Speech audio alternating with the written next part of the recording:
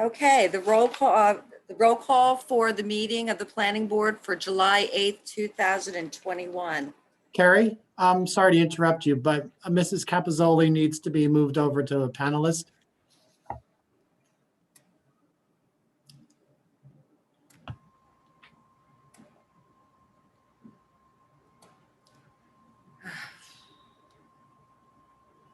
I'd also like to let the board know that my attorney, Neil Yoskin, was just booted and is attempting to reboot and come back. He should be back momentarily.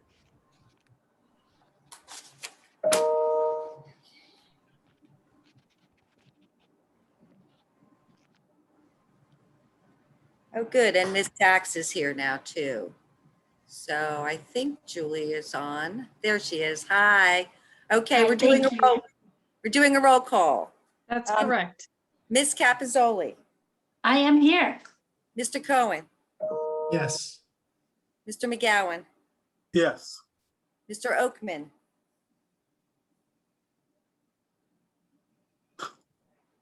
Mr. Oakman. We're not We can't hearing hear you, you, Jeffrey. Sorry. Can you hear me now? Yes. Yes. Here. Mr. Quinn, Here. Ms. Sachs, Here. Mr. Texarney. Here. Mr. O'Donnell, Here. Mr. Chow, Here. Mrs. Wilson. Here. We have a quorum. Thank you. Good evening. This is a special meeting of the Planning Board, July 8th, 2021. And the opening statement is as follows. Pursuant to Section 13 of the Open Public Meetings Act, adequate notice of the time and place of this special meeting has been given by filing a copy with the Clerk of Princeton on the 4th day of June, 2021. Notice of this meeting has been posted to the municipal website, princetonnj.gov/calendar.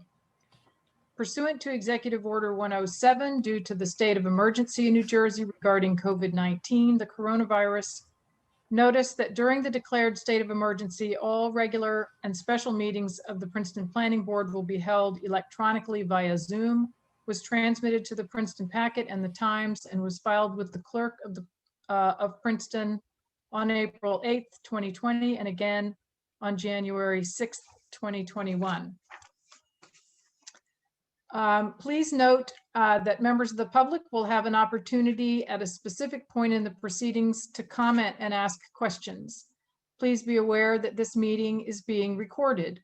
Those wishing to comment orally should virtually raise your hand using the button at the center of the bottom of the participant screen, or if participating by phone, by pressing *9. Oral comments will be taken in the order in which hands were raised. We ask with respect that members of the public please do your very best to limit your comments to 3 minutes. Inappropriate public comment containing obscenity, hate speech, or relating to matters not before the board will be muted. So we have next up announcements. Do board members or staff have any announcements to share? I would just say quickly that we will, I expect we'll use all of our time this evening, go up to 11 or close to 11, just looking at the agenda. So we'll plan to have a break at 9:15 or 9:30 or so, when the time seems right. And so some folks who are, well, I guess all of our applicants tonight are already panelists. We have talked a little bit about making sure that applicants join the meeting as attendees until their part of the agenda comes up, so that the board members don't have quite so many squares to look at on our screens. But before your application or your specific agenda items come up, please turn off your camera and mute yourself, everyone except board members and our professionals. Mr. Cohen? Yeah, I just was looking in the attendees list and Justin Lesko has his hand up. He seems to be taking a vacation from his vacation to join us tonight. I think he probably wants to be promoted. Great. Mr. Yoskin, could you turn your camera off, please? Thank you. Ms. Sachs? Yeah, I just wanted to say that someone alerted me to the fact that the municipal newsletter that goes out twice a week had tonight's hearing listed as at 7 o'clock. If anyone clicked on it to get the information to join, it then said 7:30, but just apologies for that on behalf of the municipality. We did correct it on the Facebook page, but if anyone wants to get the word out further, I guess probably people know by now, but apologies for that misstep. Thank you for raising that. Reminds me of another announcement. Starting in September, our meetings will start at 7 instead of 7:30. And before then, of course, the staff will, hold your applause. The staff will issue the proper notices, papers, and I expect it'll also be maybe in the municipal newsletter, something like that. But we'll get started a little earlier. Okay, next up we have minutes from October 3rd, 2019. It was a regular meeting. I had some very minor editorial things that were not substantive that Carrie has incorporated. Does anybody else have any comments or edits to suggest? And if not, would someone like to move those minutes? Louise, there was one paragraph that was Oh, changed, and I that's would right. like to I'm read sorry. that into the Yeah. record. At the top of page 3 was missing some text. So sure, Carrie, go ahead and read that Okay, paragraph so- into the record. So the beginning of the paragraph reads as follows. Kevin McCarthy, owner applicant, comma, was sworn in and stated that they have a shared driveway with 10 through 12 Charlton Street. His daughter will be occupying the apartment. The garage is older than the main building. He was hoping to preserve the garage, but this was not possible, period. The parking situation is tight, so it's a suggestion by staff to move the footprint to allow more clearance will make parking more difficult for the tenants to maneuver in the driveway, period. If that's too detailed, please advise, but that I listened to the audio. Yeah, no, that's fine. It just needed to capture the missing, the top of the page picked up with the sentence fragment. So those members present that evening were Mr. Cohen, Mr. McGowan, Mr. Oakman, Mr. Quinn, Mr. Texarney, and Mrs. Wilson. And I have a quick question. The particular property in question, it's not just that property that's been suggested as a historic district in the master plan, correct? It's part of a broader historic district that's been proposed? Michael? Gee, For McCarthy, are you speaking about McCarthy? Yeah, I'm speaking about Yes. McCarthy. you mean on Charlton? Yeah. Yeah. It's a proposed district and it's part of a larger district. Okay, because given that, the one suggestion I would make is under hearings, Kevin McCarthy, second paragraph, which starts with Michael Laplace. At the very end, it says, but it is a suggested district. I would change that, but it is in a suggested district. That's correct. That would be correct. I'm sorry, where was that? That was at the end of the second paragraph under Kevin McCarthy. At the very end, it says, but What page? What Barry? page, Mike? first page. That paragraph starts with Michael Laplace and it ends, but it is a suggested district in the master plan. And I would suggest changing that to, but it is in a suggested district in the master plan. Okay. Thank you. You're welcome. So I need a motion and second on the minutes. So moved. If- That was Alvin. Moved by Mr. McGowan, seconded by Mr. Cohen. All in favor, please say aye. Aye. Aye. Aye. Any opposing or abstaining? Okay, thanks.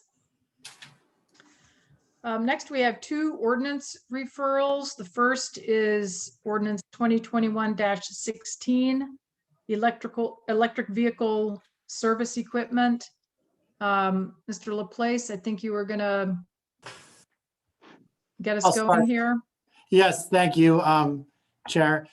We have before us two draft ordinances that the municipal council has referred to the planning board for a review and consideration for compliance with the Princeton Community Master Plan. As you stated, the first one involves electric vehicle service equipment throughout the town. That's 2021-16. The second, I'll be talking about that ordinance. And then the second ordinance, 2021-20, involves the Princeton Shopping Center, the SC zone, and some adjustments we're making as part of our redevelopment effort there at the shopping center. And our redevelopment attorney and consulting planner will be discussing that, giving an overview. These two ordinances were introduced by council on June 28th of this year, and they will be scheduled for a public hearing. The date is still to be determined, but it will be soon. I'm sorry, Michael. I believe the first one, the electric charging equipment, is going to be on the 12th. Oh, okay. So that one's still. Only the second one that was delayed. Okay, thank you, David. I had them both at the 12th, and then I heard that it might be changed, but so the electric vehicle ordinance will be on for the 12th, back to the council for a hearing. So basically, ordinance 2021-16 would allow the equipment used, basically set up on a site for electric vehicle service, the charging stations to provide refueling, so to speak, for electric vehicles in all zones as an accessory use. And this was a recommendation coming from advocates for sustainable development, but particularly alternative forms of transportation in the town, to try to facilitate and actually encourage these to be parts of future site plans and developments throughout Princeton. So as I said, the ordinance would allow them to be accessory structures. They wouldn't need special approvals or variances to be part of any new development plan, and is very much in keeping with the master plan in that there's an actual goal within the green building and sustainability element of our master plan, which is our most recent element of the master plan, which calls for promoting and enhancing the ability to use alternative vehicles and energy efficient vehicles and this sort of thing. So it's right in keeping with that major goal of that element of the master plan. So I don't know if there's any questions about this. I think it's pretty straightforward, and it should have a very positive result. Any questions for Mr. Laplace, or since this has been introduced at council for council members? And it No might be questions with, I was just going to say, it might be neater to deal with each one of these separately since they're on different topics. yeah, I think that makes sense. So, so someone at this point, if everyone is comfortable that it is consistent with the master plan and something that we want to endorse and encourage council to do, can move a finding that this ordinance is consistent with the master plan? I'd like to move that this is consistent with the master plan and endorse it. I'll second. that. Thank you, Ms. Capizzoli. And who did the first second? Mr. Texarney. Okay, Mr. Texardi. I just wanted to be on the record, Absolutely. And Could I you call also the roll, please? Oh. I'm sorry. Go ahead, Zanon. I should also just mention that, this is the PUC sees this as the first step in, creating another ordinance also to actually require electric vehicles in certain areas, principally multifamily developments, right now, actually, I don't know if it was decided. Require facilities. Chargers. Yeah. Charging stations. Yeah, that's Yeah. right. I don't know what I just said, but right now the state actually legislature voted to approve a bill, and it's sitting on Governor Murphy's desk to essentially require every municipality in the state to have an ordinance that would require charging stations. So we'll see. I think we're going to follow what the state decides. We'll see. Great, thank you. So it's been moved and seconded. We have a motion on the floor. Carrie, would you call the roll, please?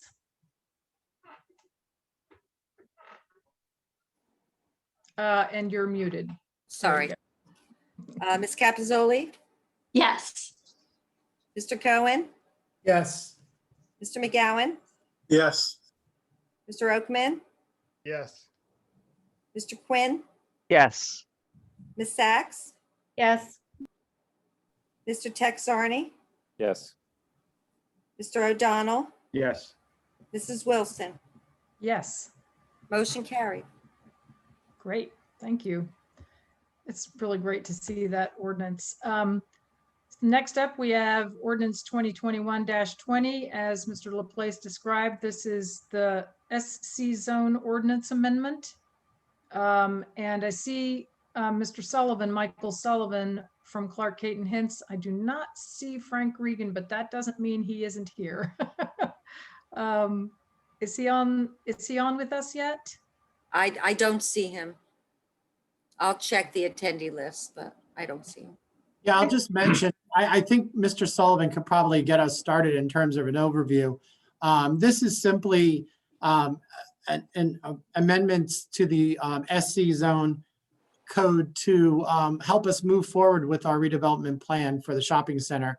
It involves allowing drive-through pharmacy, freestanding pharmacy, which you'll hear about, and then some other site plan specific changes involving screening and lighting and things like that. So it's a little bit of housekeeping. It's consistent with our redevelopment planning that we have underway for the shopping center. Okay. Yeah. I now see Mr. Regan as well. So Michael captured it, welcome, Frank. Madam Chair. I don't need to say anything. I think he did a fine job. I'm here if you have any questions. Thank you. Okay. Michael, you have anything you'd like to add, Michael Sullivan? Well, I think I can just, I don't want to echo everybody. Everybody's got this. This is really an interim step in the ongoing North Harrison redevelopment initiative, which includes the Princeton Shopping Center at its core, but also includes the Wynn site, which is in the Harrison Terhune redevelopment area that was recently adopted, and then the Princeton Shopping Center inclusionary residential, which is the Avalon Bay, which is really the hole in the donut in the shopping center. This is really an interim step to accommodate the creation of those two districts, those two redevelopment areas or zones, and to make adjustments to the Princeton Shopping Center such that the Princeton Shopping Center doesn't bump up against a series of nonconformities. It also seeks to allow for the planned complementary development, which is a pharmacy development adjacent to where Avalon Bay is, that is really necessary and part and parcel with the Avalon Bay development. So there are changes here which allow, as I mentioned, the pharmacy to allow for a drive-through pharmacy installation, which would be required to be screened from the streets. There are a series of bulk regulations that are really related to how the overall area and length of the shopping center district is changed because of those two redevelopment areas. So it reduces the required area and reduces the required width, allows the building height to be slightly higher. There's a subtle calibration in the off-street parking requirements for retail, where it's been reduced from one parking space for every 275 square feet to one per 300. There are a series of amendments as well dealing with how trees and parking lots are dealt with. Recognizing that there's a limited space to plant trees and to be reasonable about where those occur. There are also changes that ensure that parking lot buffers are not required between the Princeton Shopping Center inclusionary site, the Harrison Terhune site, and the shopping center, because they're really part together. So there's no real need to have a buffer between the parking areas within those zones. So that's been eliminated. And there's been specificity with respect to where buffers are required adjacent to the R7 zone, but not the other residential zones that exist within the redevelopment area. There's a reduction in the buffer width that's required adjacent to the R7 district, recognizing the circulation needs for the loop road that's coming around, that's serving this entire area and will be reconfigured with the Avalon Bay development. There's also the ability to have lights. The lighting heights were calibrated to reflect the existing light heights, which would go up to 25 feet, which reflects what's existing there now. And there's been a subtle change to the illumination standards to allow for slightly higher levels at property lines, which exist now. So it's really legalizing what's there now. And finally, there's a allowance for a project sign which identifies the shopping center to also have a message on that sign that would allow identification of the multifamily residential development within the shopping center itself that's served by the roads that are accessing the site. That's the overview. I don't know that I missed anything, and I try to give you the brief overview without all the details, but I'm happy to answer any questions. Has anybody got questions for Mr. Sullivan? Thanks, that was really helpful. Mr. Cohen, are you wanting to? Yeah, I just, this is really minor, but in Michael's review, he was talking about the slight increase to the building height. And I just wanted to clarify for anybody who's listening and concerned with that, that it's that is also a reflection of existing building heights. It is not to allow an increase in the height of the new development. Right. I always leave just one thing out so David can jump in and do it. Thank you. Make me feel useful. Thank you. Keeping you on your toes. Right. Okay. Other questions or comments? It's good to see this moving forward.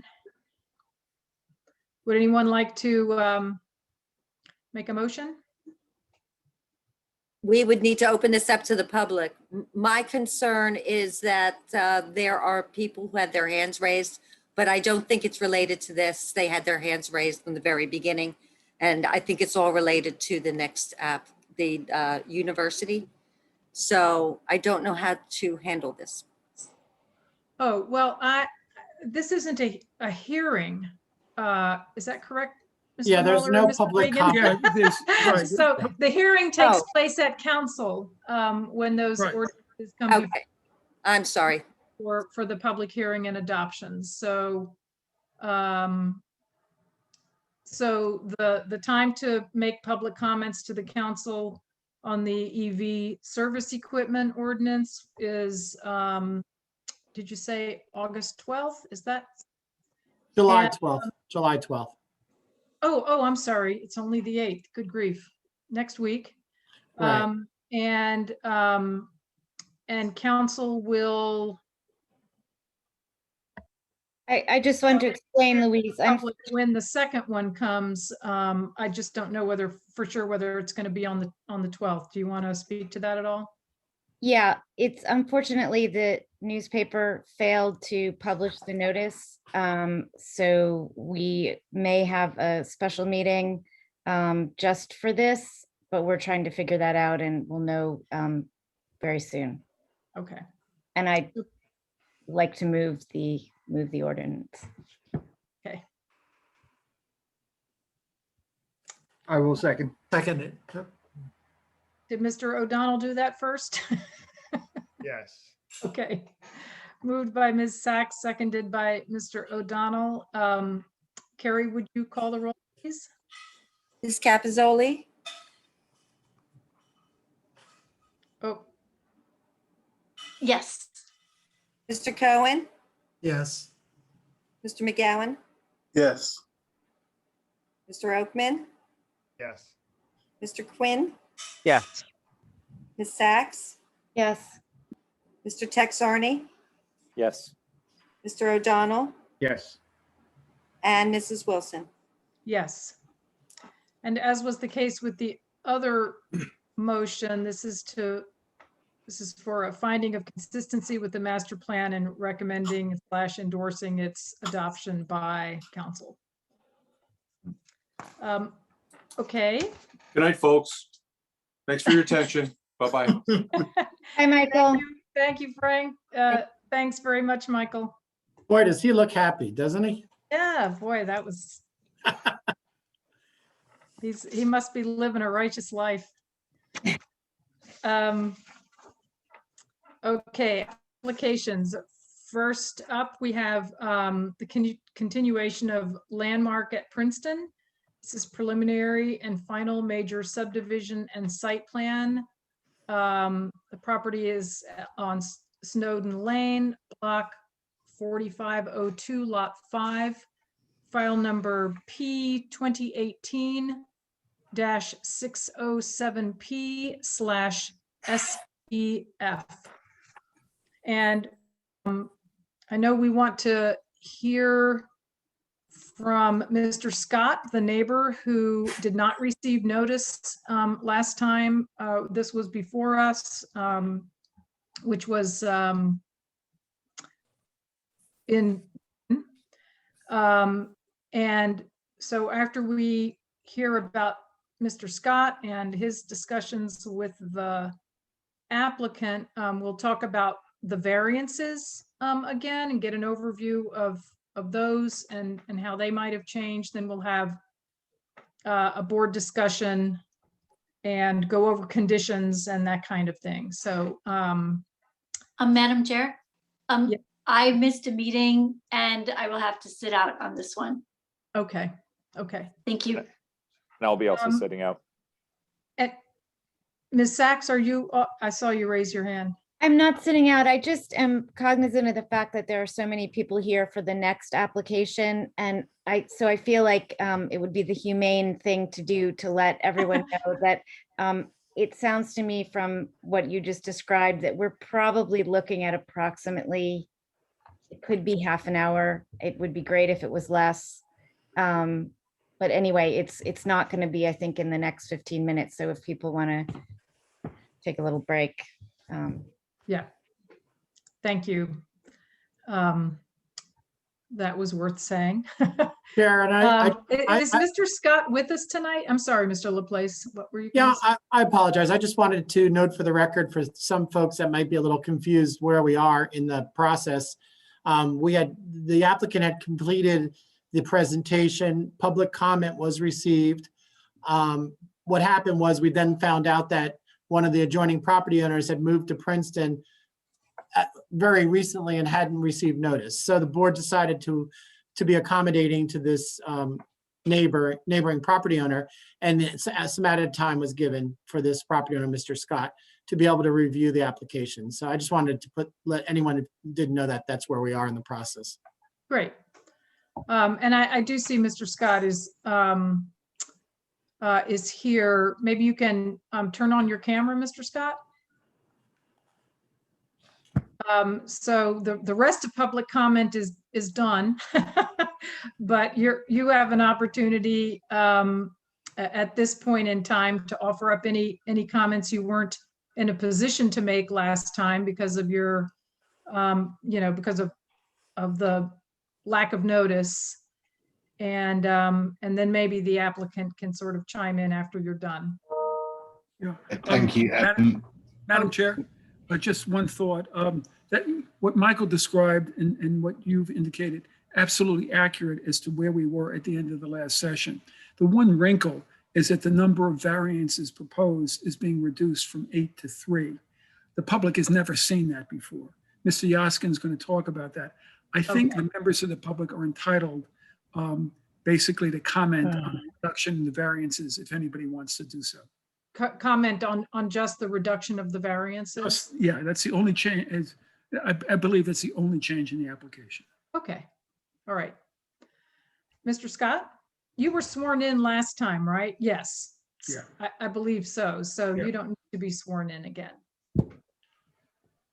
Okay, thank you. First, I just want to say thanks for giving us this opportunity to review the application and come back with comments today. We do appreciate that. Since we last spoke, we have met with Joel and his team a few times. So thank you to Joel as well for actually taking the time to do that. He's taken us through the plans and kind of looked at some of our main concerns and worked with us to address those as well. So we've got some revised planting plans. He's worked with his engineers to kind of reduce the area that's been undisturbed, to leave a lot of the trees involved as much as possible, and increase some of the tree planting heights as well to kind of help with the buffer between our property and the new development. So we have met with Joel and team and worked through it. Okay. And I think Joel's going to present that to the updated plans. Yeah. Yes, Yeah, okay. he presented some updated plans to us as well with the planning, the planting and the remaining trees. Okay, so maybe now is a good time to see that. I mean, it was distributed to the board, but Madam Mr. Chair, Yaskin? yeah, good evening. Yeah, this is an exhibit that was prepared for the Scotts, and I have David Erickson, the civil engineer who's already sworn, who can testify to what the exhibit depicts. And going to share his screen? No, Kerry has the exhibit, so if she could post it. And Jerry, what would that number be? That would be A7. Okay, thank you. Neil, I told you I don't typically do that. I work from home, so I don't. Oh, Typically, if Mr. Erickson can share it, that would be great. I don't have it to my mail. I have it up if you'd like me to share it. Anyone can Sure. share. Anyone can share. Go right ahead, Mr. Cohen. That's helpful. Thank you.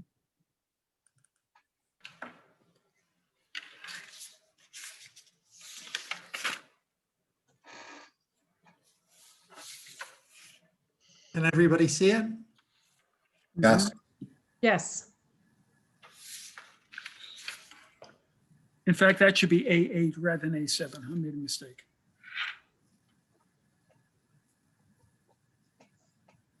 Mr. Erickson, you want to? Certainly. Yes. We focused in on the areas surrounding Mr. Scott's property and made some minor changes. Mr. Erickson, just for purposes of the record, if you could give a name to the exhibit. It is the revised grading exhibit. Okay, thank you. And we changed some of the proposed grading in order to save some of the existing trees. We had a site visit with Mr. Scott and walked through and found trees that were viable and should be saved and revised some grading. And if you look at the left side of this exhibit, you will see some red lines next to the green trees. Those red lines represent the revised grading. So in the left side of Mr. Scott's property, we revised grading along the basin to save a few existing trees there. All of the green and gray trees that you see on this exhibit are the proposed trees that we're going to plant. And as we move forward in the field, those trees will be set around the existing trees that we can save so that they will all thrive. So the left side of the exhibit by the retention basin is one area where we revised the grading. And then as you move toward the right along Prentice Lane, we revised some additional grading in the swale area to save a few more existing trees so that when we plant the new trees, there's some upper story of large mature trees that will remain while the trees that we plant continue to grow. The grading along the basin was all done above the emergency spillway, so it does not affect the detention volume of the basin in any way. The grading in the swale was done in a way that the carrying capacity of the swale for all of the storm events is not diminished. And the water quality storm, which was the main purpose of that swale, still functions in the same way as it did prior. So there's really no effect to any of the stormwater systems. The only thing these changes have done is preserve a few of the large trees that should remain. That's very good to hear. Anything else? Are you ready to answer questions if anyone has them, or did you have more to? No, I'm ready to answer questions. Do any board members have? I see, or staff. I see Mr. Purcell. Jim, did you have a question or comment? Yeah, well, if you would let me. Please. I just do you need have to be one. sworn or? No, I was sworn in on this application last time. I just have a quick question for Mr. Erickson. He just made a statement that the changes to the swale don't change the carrying capacity nor its ability to treat the water quality storm. Are there any calculations though, Mr. Erickson, that need to be revised so that the report would have to be revised? That particular swale was not part of any of the drainage system calculations that were previously submitted. Thank you. I just wanted to get that on the record. Thanks. And same with the contours along the basin. Since they're above the spillway, it doesn't change the stormwater analysis of the basin in any way. Thank you. I'm satisfied. Okay. Any other questions for Mr. Erickson from board members or staff?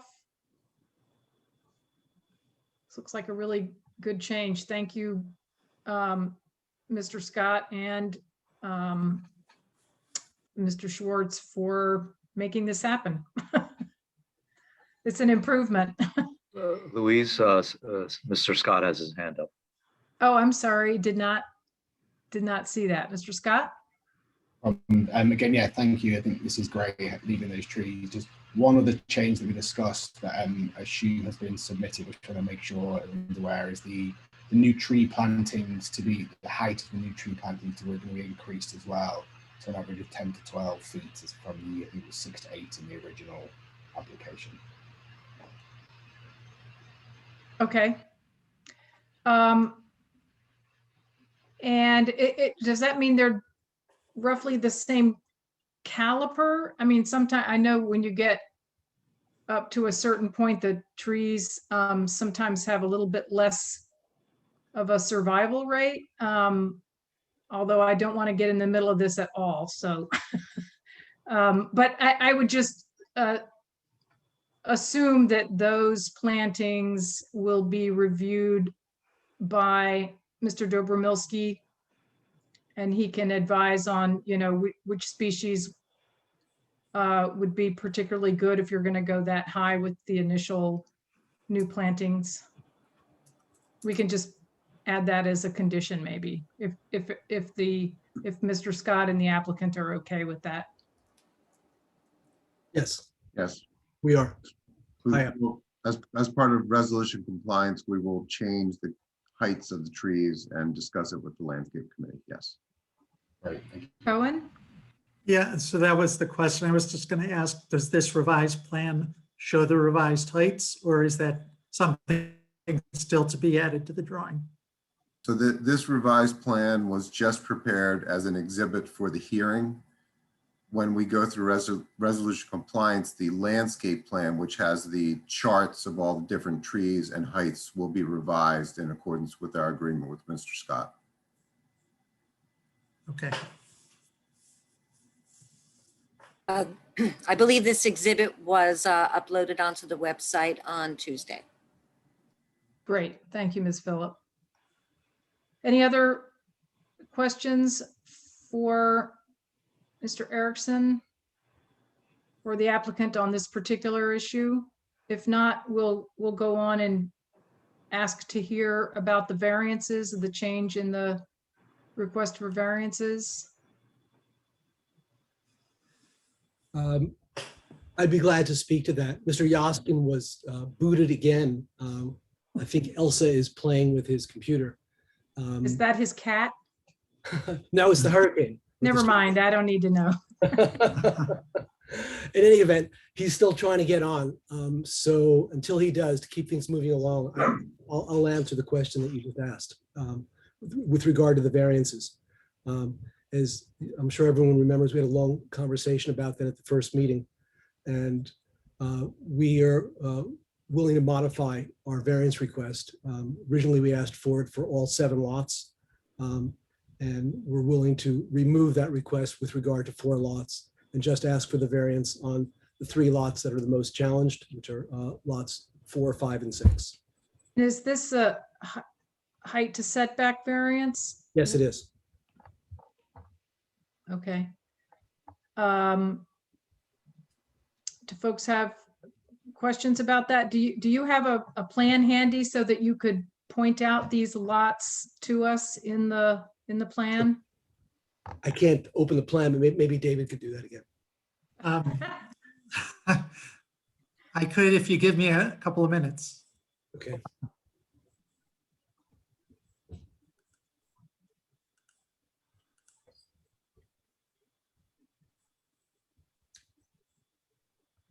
Mr. Mueller, I see your mouth moving, but you're muted. Just a question about the variances. According to a letter from Mr. Yoskin, there's actually 5 lots for which the variances were withdrawn. So were there 8 to start with or 7? There were 7 to start with. There's 7 residential lots. And we're withdrawing them with regard to 4 of the 7 lots. So we're asking them only on 3 lots. Okay. Thank you. You're welcome. David, do you know what drawing you're looking for? Or could I help you by telling you? It would help. I mean, I have to open the whole set, but once I do that. It's the site plan will show the lot numbers. I think it's sheet 3. And then the grading plan, which is sheet 4 or 5, will show why the lots need the variances. David, the document you're looking for is the largest one. It's 667 megabytes. It says, I'm opening it right now. It's taking a little time, as you might expect, for a large file like that.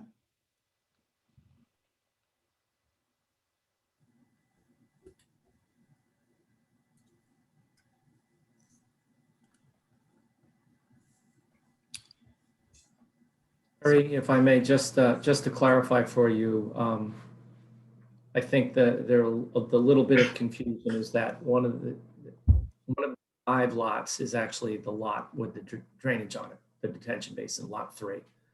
So originally, the variance request was all 8 lots, and they're taking out 4 of the residential lots and the stormwater lot out of that mix now. Thank you for that clarification. Neil is apparently on, but he's on not as a panelist. He says his hand is raised. Can someone? Okay, Ms. Phillip, can you move Mr. Yoskin over as a panelist?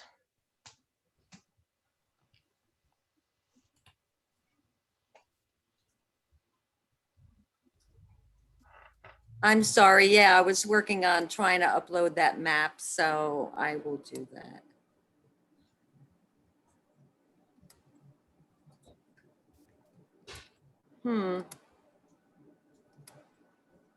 Okay. I apologize. It's taken a while. My connection is usually pretty fast. But I try to let the applicant know that we don't typically do that. understood.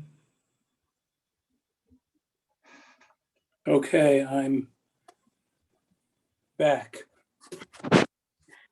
Hi, Mr. Yoskin. We're waiting to take a look at the plan, the lots plan, so that we can see exactly which lots the variances are still requested for. Okay, did you finish? And I apologize for this.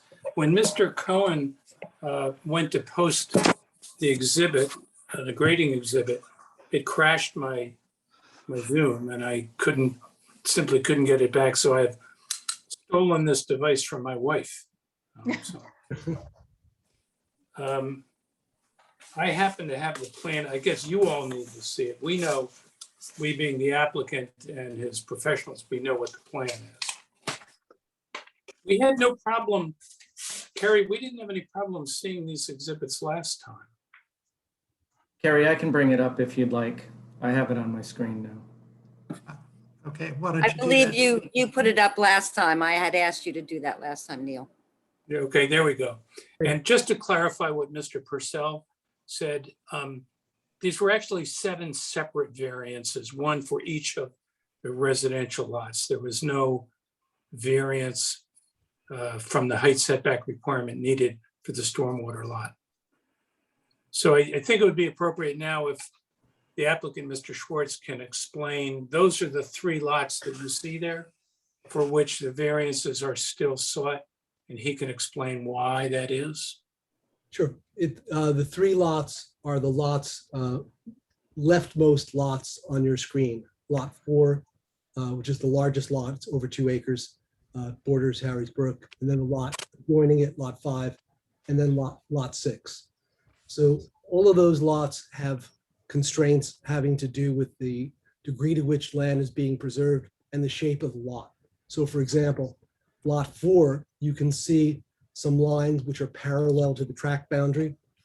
Those are various wetland and DRCC and other buffer lines. So the lot's quite large, but it's relatively wide and shallow. And so since it's the lot furthest away from everybody else, we'd like to put the house a little bit closer to the front setback on it. Joining lot 5, it's a lot we discussed at the prior meeting, and that's the lot with the most topography on it. So pushing the house further back into the lot just forces the house to get higher and more and disturb more of the topography. So allowing that lot to have its house a little bit closer to the front property line is also helpful. And the 3rd lot is lot 6, the sort of trapezoid shaped lot in the third lot over from Harry's Brook. Similarly, it's a large conforming lot, but it's somewhat constrained. And so we'd like also, it's wide, but we'd like to move the house closer to the front property line. In doing so, it conforms with every other zoning and planning requirement. The zone requires a 25-foot front setback. We will comply with that. Okay. So I think I know the answer, but Joel, just to clarify on that 3rd lot, it's constrained because there's the preserved, there's the conservation easement that runs across the lot, which pushes the house towards the front. Correct, David. That's right. Are there questions for Mr. Schwartz or for Mr. Erickson about this? I'm not seeing any. Okay, so Mr. Cohen? Yeah, I just want to comment that I really appreciate the applicant coming back with the revision to specifically ask for the variances for specific lots. Makes me feel a lot more comfortable granting the variances. Yeah.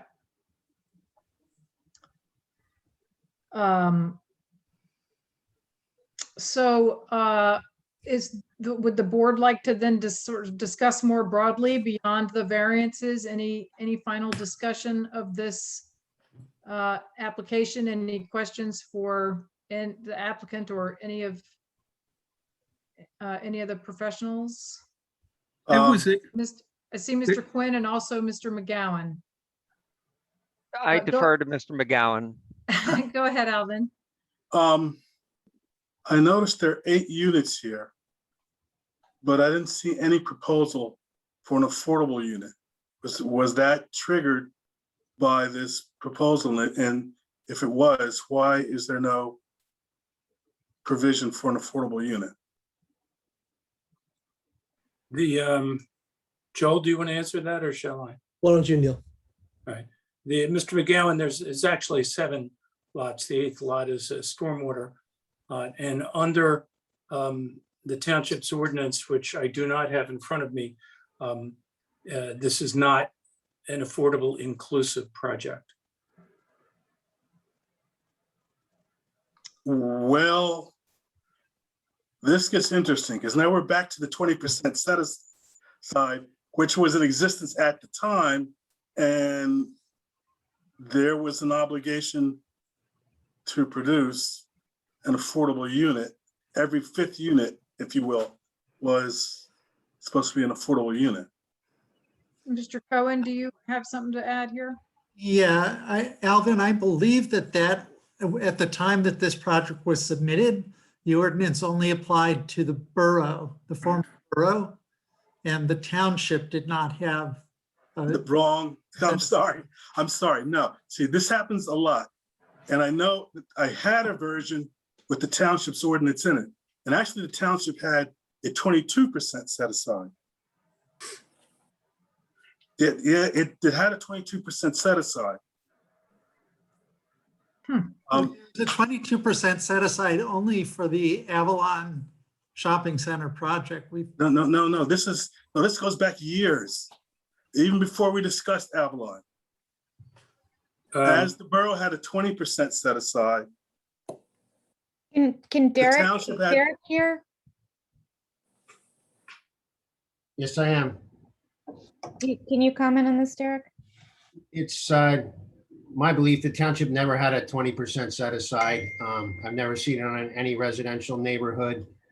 And the new set aside, the 20% set aside that was done in the affordable housing plan doesn't apply to this project. This project would have to pay a developer's fee for the added assessment of the improvements in the development, which would go into the Affordable Housing Trust Fund. Well, then I would request that the board have Mason Griffin, who wrote who was responsible for the township ordinance, look back through one of their old ordinances and see. I have a copy, but the one I have has been modified. But there was a 20, that's been said before, that the township had no 20% set aside. Yes, it did. This, I can only point out that this application was approved in 2005. It was extended in 2018. We have probably had a dozen review memoranda from the township's professionals, and never once has it been suggested that this was subject to an inclusionary requirement. What is the amount of the contribution that will go into the Affordable Housing Fund that's related to this site? I believe it's based on equalized assessed value at the time that a building permit is sought. So we don't know the answer yet. And it's 1.5% of the equalized assessed value. Okay. So I will just say that this set aside in the township, which I know Alvin feels existed and other people feel did not exist, has come up a number of times in the past year. And I think as a town, we should probably figure out whether it did or didn't, because it's been embarrassing for it to come up in a hearing like this and for us not to know our own history. So I hope we can figure it out. Yes, me too. And maybe Mr. McGowan, with your maybe marked up copy or whatever you have that you're referencing, maybe you can meet in person or virtually and talk through that with, I guess maybe with Jerry or with, I'm not trying to make work for people, but I'm agreeing with Ms. Sachs that it's important to get this question answered and resolved and, to your satisfaction. We're probably gonna need the town attorney too. Again, I know something exists, But again, and it's going to be an older version. You know, it's all been they've all modified the affordable housing ordinance. Now, I know that. But prior to that modification in the township, there was a set aside. So, I mean, I guess I'm saying maybe the town attorney should be part of this too. Yeah, I think so. Actually, rather than me, I have not been in the loop on this, and it's really been handled at the Mason Griffin Pearson level. So, Alvin, you're perfectly right. The municipal attorney should be involved. Yeah. So I believe it's really not for discussion tonight, but we did reach out to Mason and Griffin at one point, and they were not aware of it. So, and I know there were a number of records in the township that were destroyed. At any rate, I hope we can figure this out once and for all. But I'm just wondering if our professionals did not, in all of these hearings, did not advise the applicant that this was an obligation, if it's something that is appropriate for us to be discussing or to impose at this point. Well, it would not be. I mean, it's whatever the regulations were in effect at the time that a complete application was filed. And although an original application was filed, as we know, back and approved back in 2005, they had sought an extension. They had a time period within which they could file an amended application. Based on the old application, they did not do so. So staff ruled that they had to file a new application, which they did in, I think, 2018. So it's whatever was in effect at that point in time. Okay. Well, thanks for bringing it up, Mr. McGowan. We'll get it figured out. Mr. Quinn, did you have? I did. Thank you, Madam Chair. I seem to remember that there were some loose ends about the walking trail or the trail that was proposed and how it would connect to the trail at Windy Top. Has there been any further discussion from the applicant and our professionals regarding this trail? I assume it's still in play. There have not been any discussions. The trail has never been a proposal of this applicant. It was the request or the suggestion was made by one of the Wendy Mager. Wendy Mager. It's not a requirement of any ordinance. We did indicate at the last hearing that if the municipality felt it was appropriate, that it's possible we could contemplate providing an easement. The problem is that where the open space group would like to see the path go is the very same place where DP and DRCC regulations essentially prohibit it from going. There's a lot of vegetation there that would have to be cleared. So there has been no discussion in that regard. My client remains open to having a discussion about it after the approval is granted, but not as a condition of approval. There's no legal authority behind it that could make it a condition of approval. Mr. Mueller, your opinion on that statement? Could we make it a condition? Unfortunately, we cannot because we don't have the authority to do that. Jim Purcell drafted a proposed condition based upon the comments that had been made at the first hearing that they would consider having a path. I don't recall that that was qualified by saying they'll talk about it after the approval. So I was going to raise that and lay out a proposed condition during the conditions, but understanding that if the applicant is not willing to accept it, that we can't unilaterally impose it. We're perfectly happy to hear the proposed condition. Yeah, sure. Okay, thank you. Sort of along those same vein, I'm sorry, Mr. Purcell. I heard them say they would like to hear it, so I was wondering if you wanted me to recite the proposed condition. Sure, go right ahead. The applicant shall work with the land use engineer to plan, design, and construct a public access trail, including an access easement across proposed lot 5.03 subject to any necessary NJDEP approvals. I don't, NJDEP may not give any approval. well, I respectfully say that that's not a condition I would find acceptable. That imposes an affirmative burden on my client to pursue the DEP approvals. And that's without any legal authority. There's nothing in the master plan. So that would not be an acceptable condition. Well, certainly we could modify that to say it would be the obligation of the municipality to seek and secure any required NJDEP approvals. The problem with this, and we don't in principle object to this, but as Mr. Schwartz observed, this lot, it's not so much that it's environmentally constrained, but it's narrow from front to back and it's very wide. So if the path were going anywhere else but right behind where the house would be, it wouldn't be a problem, but it gets jammed in there because of the narrowness of the property. That's the problem from our perspective. And again, while walking paths like that are always a nice idea, they're really hard to implement in reality, especially at a site like this where you've got topography and you've got a lot of trees. It's not the ideal place for a path like that.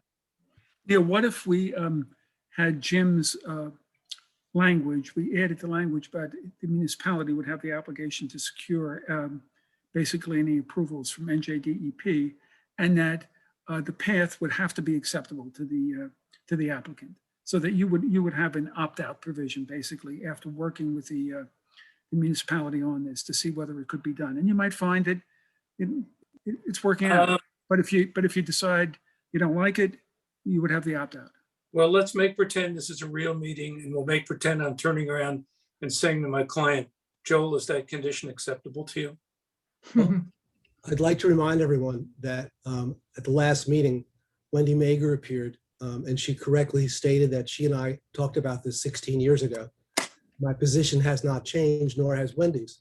Wendy and I walked the property and I said that I would be open to trying to make it work, but it depends a whole lot on what the path is made of and where it goes. And right now we're talking about putting, a moment ago, we had a requirement for me to get permits and construct a path, which was never discussed before.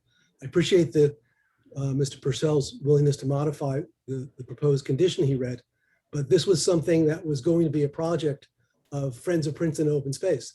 They were going to get the permits, they were going to pay to construct it, and they had to get me to agree that it would be acceptable to people living in this house. I'd like to remind everybody that the length of this path is about the length of a football field, because this lot is very wide and very shallow. So if you were buying a house on a 2.5 acre lot, you probably wouldn't want a 300-foot long path occupying your entire field of view at the rear of your house. Or if it were there, you'd certainly want to think twice or 3 times as to exactly where it's going to go and how it might be buffered from your backyard or from your back of your house. So I appreciate what Mr. Muller said. There needs to be an opt-out, but the ground rules should be that this is not an obligation of the applicant to get the permits or to pay for it. Yeah, I think that's reasonable, and we can certainly add that. Yeah, and I think too that, and I think language already did this, it doesn't set a particular lot or a particular route. I mean, the point, as you know, is to provide a missing link, as I understand it, in the pathway system and connect to a path or an envisioned path easement north of this property. So I think it would be a very good thing to do, and totally also understand and respect your desire for it to be not on your dime. But I mean, maybe the path, maybe the route, takes it by the edge of the basin or something instead of right behind somebody's house. I mean, I don't know, but there might be alternatives that are that make more sense from your Well, perspective and for the your configuration of customers? the land, the configuration of the land is such that if the path is going to connect point A to point B, it has to go behind that house on that particular lot. Mr. Mueller offered a language in the condition that said that any path, regardless of who proposed it or sought approvals for it, had to be acceptable to the, I would say, to the owner of the property at the time, because this lot, by the time that comes about, may have been purchased by someone. But I think that that language is sufficiently protective that I would recommend to my client that if this is a real sticking point, that that language would be acceptable. Okay, and Neil, what lot, what lot is that? It is proposed lot. 3.04. All right, thank you. Thank you, Joel. And we can add a provision that it could include buffering, but it would not be, the buffering would not be installed by the applicant. And that might deal with the lot 3.04 issue. Obviously, there are some advantages to people in development that it gets them on adjacent to a path that gets them to Herringtown Woods, for example, et cetera. I think it's 5.04, just for the record. Oh, But it's what we refer to as lot 4. Lot 4. Lot 4, yeah. Keep in mind that this, even if this path were approved, it still doesn't make it, it doesn't connect to Van Dyke Road. There are still intervening Right. properties that belong to other people that path would have to go through. Well, every leg is helpful. Ms. Sachs? Yeah, I just want to say that, you know, I encouraged Wendy at the last meeting to, that if this was a priority for Friends of Princeton Open Space and she felt that this path was important for connectivity in any respect, that she should reach out to Joel, that she should, you know, come back at this meeting and be prepared to make the case for it. I don't see her here tonight. And I don't know if anyone has heard from her since, but it gives me the sense that maybe this was not such a priority for Friends of Princeton Open Space or for Wendy, and I'm not sure that we should spend too much more time on it. I think Wendy and Joel can, I feel pretty confident that if there's a possibility for a good path there, that Wendy and Joel will be able to work it out. yeah. I just I think wanted to she point. did research. I'm sorry, Mr. Mueller, go ahead. Yeah, I just wanted to point out that she didn't drop out of the picture. She did send me an email which included the set of conditions for Windy Top that related to the path. And I talked to Jim about that. We communicated, and Jim came, rather than the detailed set of conditions, Jim thought the language that he used would be a just simpler way of doing it. And with the various embellishments we've talked about, I think it addresses the concerns of the applicant. But I just wanted to indicate that given that it's not that Friends of Princeton Open Space has moved on to other things. I should mention, looking at the plan, I realized there's one likely last constraint. I believe that significant portions of this lot are subject to a tree save conservation restriction that was imposed and agreed to as a result of the 2005 approval. So to the extent that a path like this one would require tree removal, it could not be done without getting relief from the town. And that tree save plan was part of Mr. Scupian's original stormwater concept for this property. I think we could add to the condition something that obviates the need to come back and get approval from the planning board or officials in the town in terms of being able to remove trees in the preferred path. Jim, do you agree? I can speak freely. I honestly don't think that this is an appropriate place for the path. I don't think it's physically possible to build the path. I think the environmental constraints on this property are significant enough where NJDEP would say no. I was merely trying to put something out there on the table that could be acceptable to all parties, to have a conversation. And I would defer to Ms. Sachs, who said that this sounds like a discussion that should be had between the applicant and Friends of Princeton Open Space, and not a condition placed on the approval of the subdivision. Okay, the board obviously is going to have to address that and decide what it wants to do. Yeah, I mean, I'd be inclined for there to be a soft condition that just asks that the conversation happen, which I know is maybe not really a condition, but it still puts in the record, and with the understanding that permits are needed and that the applicant needs to agree, and it's all of that. But, you know, the woods in this area are going to be changing dramatically in the next several years because all the ash trees are dying and there's a ton of them. So the nature of the woods, the amount of land that'll be wooded is going to change. And,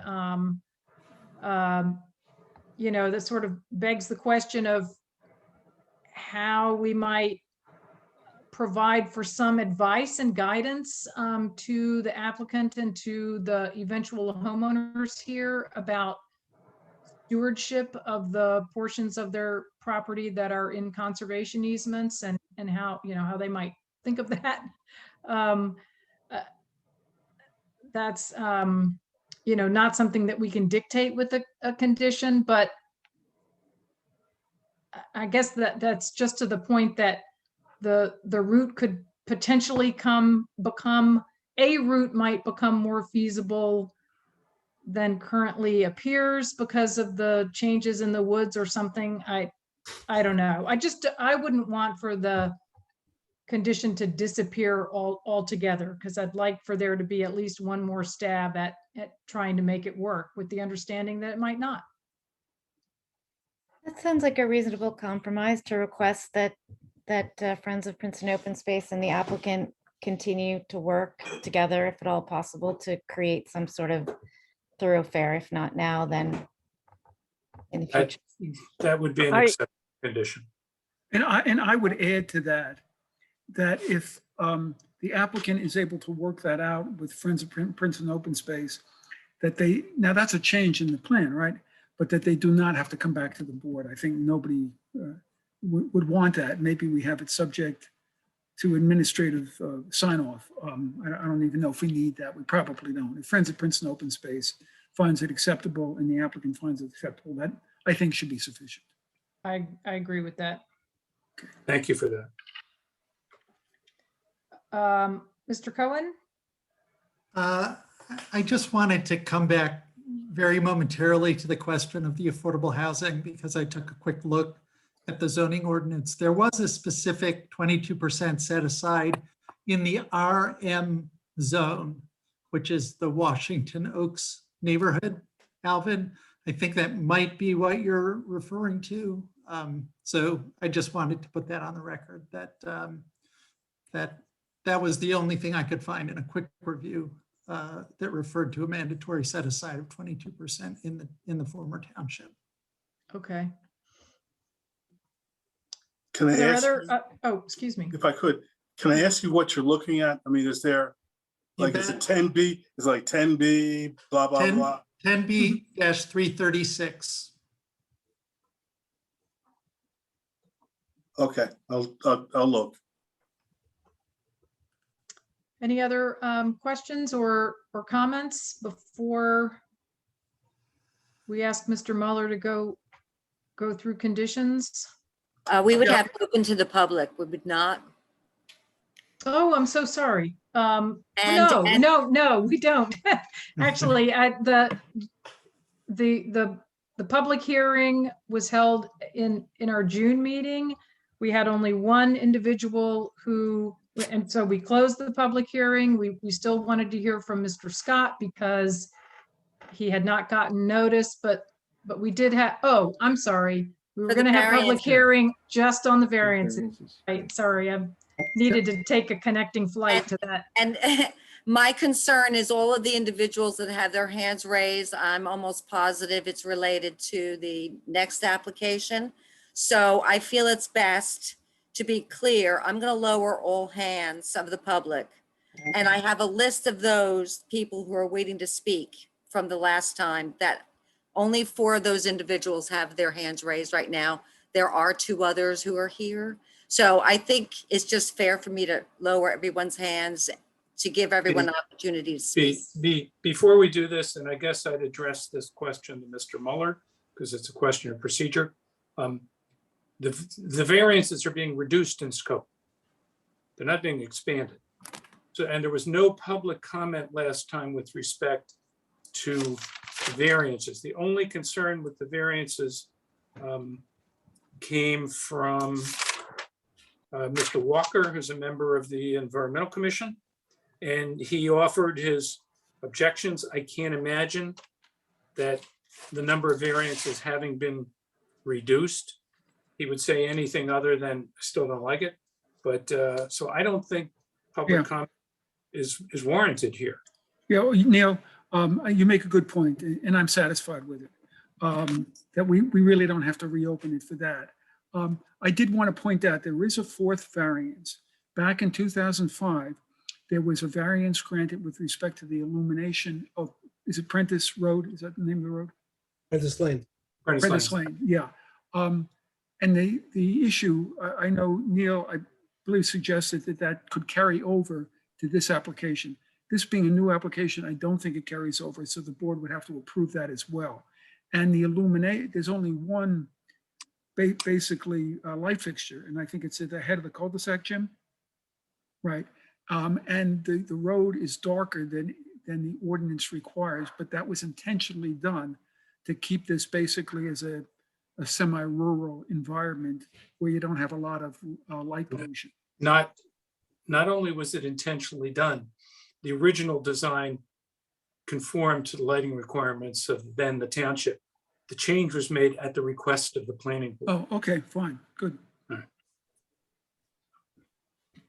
And there's been no objection or comment on that variance. Okay, so Jerry, you're saying that since the scope of the variances is reduced from last time, that we do not have an obligation to take public comment on? I agree. I mean, which is a reversal. It's unlikely that anybody has raised their hand to object. Right, which is a reversal where I originally was. But I think Neil makes a good point in that regard. Okay. That's fine, but there is one individual. He's raised his hand again. So it's your call, Madam Chair. Gosh, bring him over.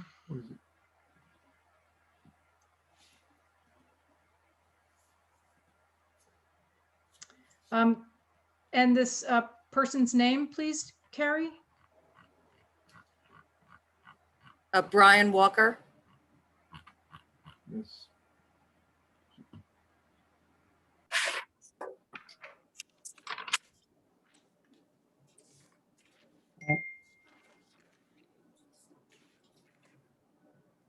Hi, Mr. Walker. Hello.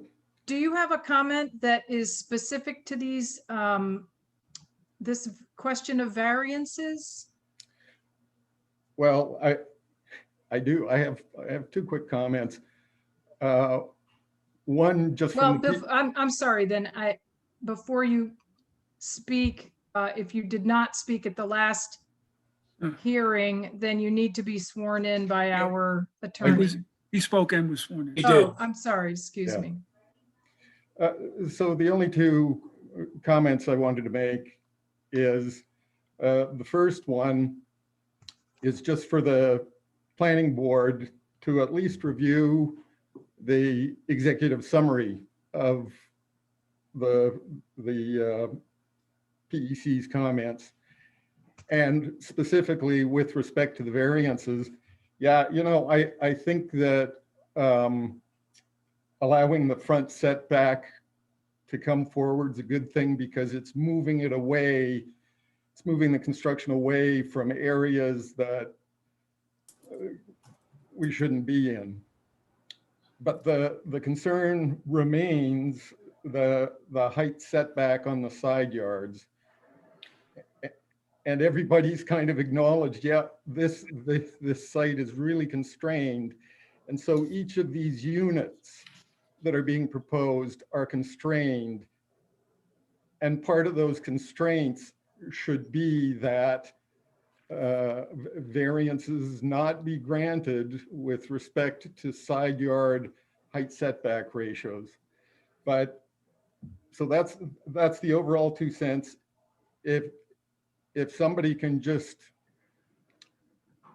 take a little bit of time to quickly review the executive summary, which I'm happy to do, or if anyone else wants to run through that. We don't need for you to do that. Thank you. And let's see, we'll get, but thanks for bringing that up. When we go I'm through, gonna have when we to go excuse through the, myself. well, I'm gonna when have we to go through excuse the, just a minute, Mr. Yoskin, when we go through the conditions, typically Mr. Mueller goes through the memos that we've received from the boards and commissions and committees. So he can do that with the EC memo, and then we, the board can talk about it at that point. Does that make sense? Yeah, absolutely. I Okay. appreciate it. Thanks so much. Thank you. Should I start, Louise? So with that, I'll close the public There comment. was one other individual has their hand raised. Does it relate to the, I don't know. It's not Mhm. anyone I'm familiar with. okay, Okay, why don't you bring them over so that we can see if what they have to say relates to these Yes, variances. Doug Rubin Okay, voted.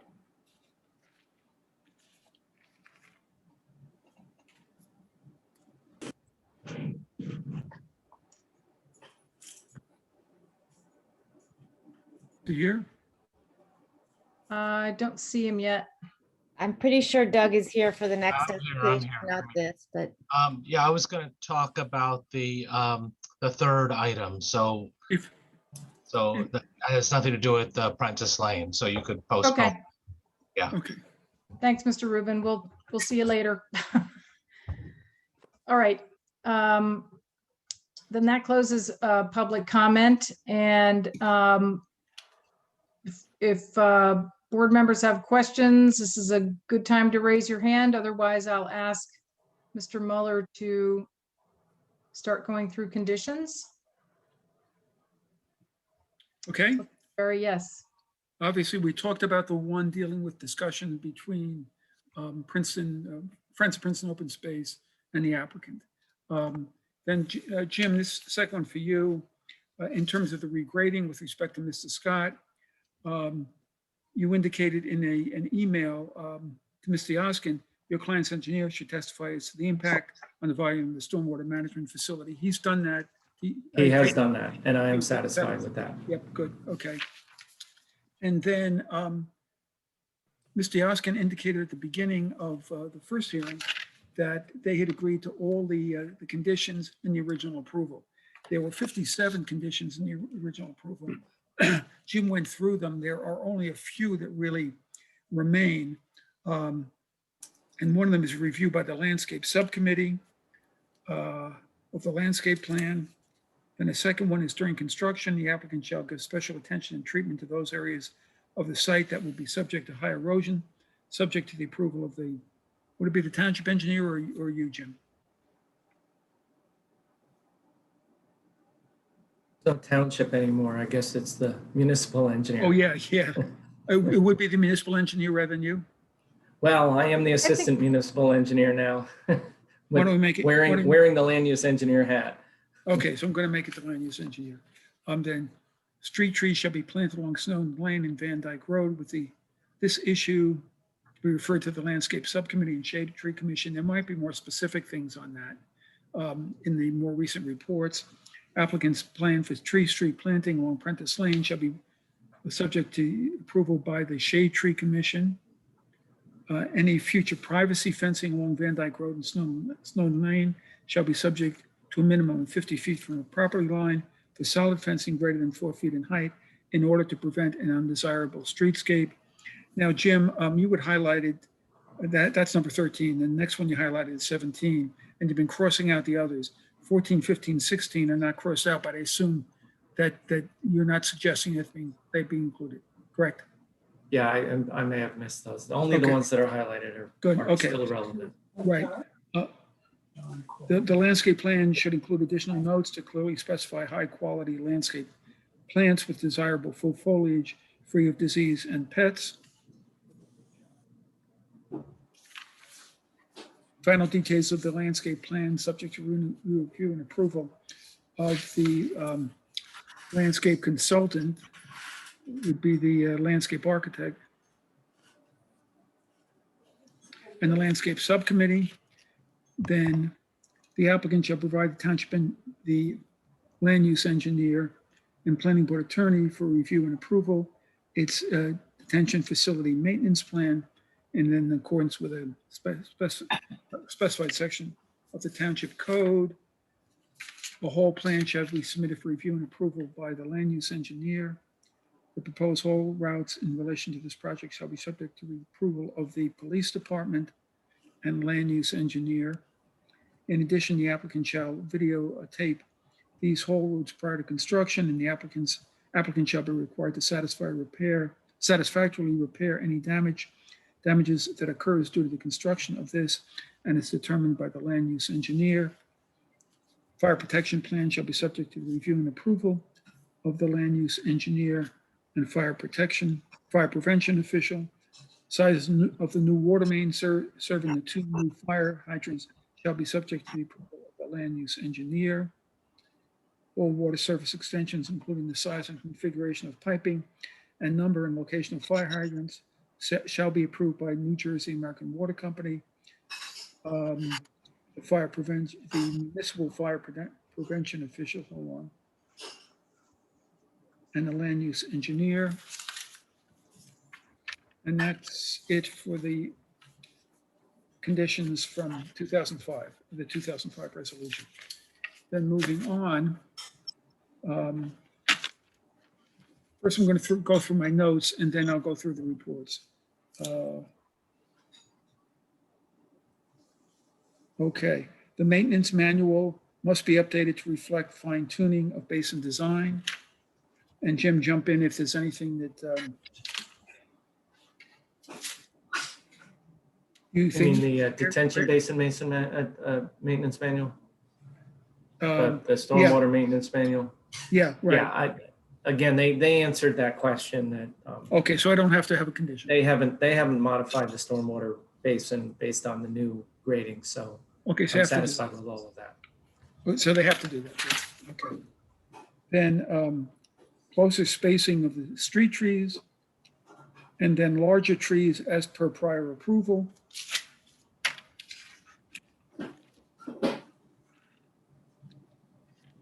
And I think we had a limit on the size of the patios of the homes to 1,120 square feet. Couldn't that related to the impervious cover limitation?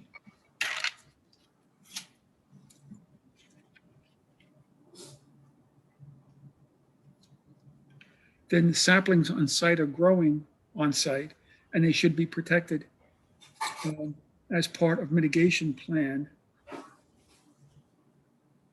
And that'll be subject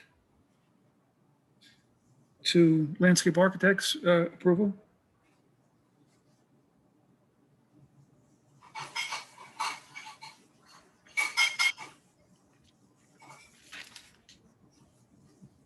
Okay, then there's one question we discussed at some length and never quite resolved, which is, as was noted by the chair, I think it was, that the preserved areas are going to change quite a bit in the next few years because of devastation from the Emerald Ash Borer.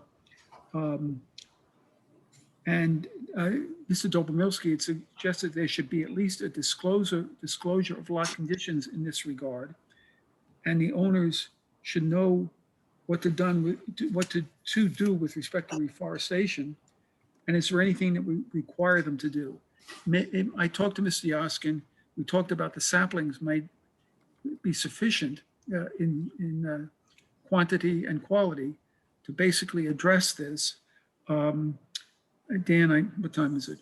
Okay, Dan's not here yet.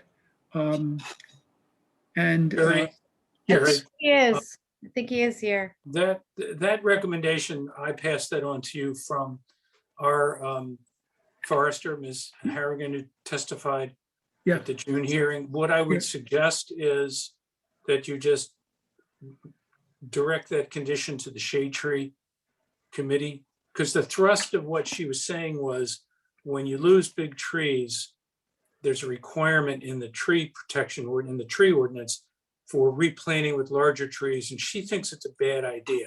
She'd rather see larger numbers of smaller trees. Sure. Because they Yeah, I mean, that's a typical, that's have the a better chance of survival. Sure.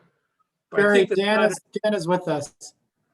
Dan, if you heard, I've heard some of the, yes, I think unless I'm wrong, trees that die are not subject to that code, so they wouldn't come into that.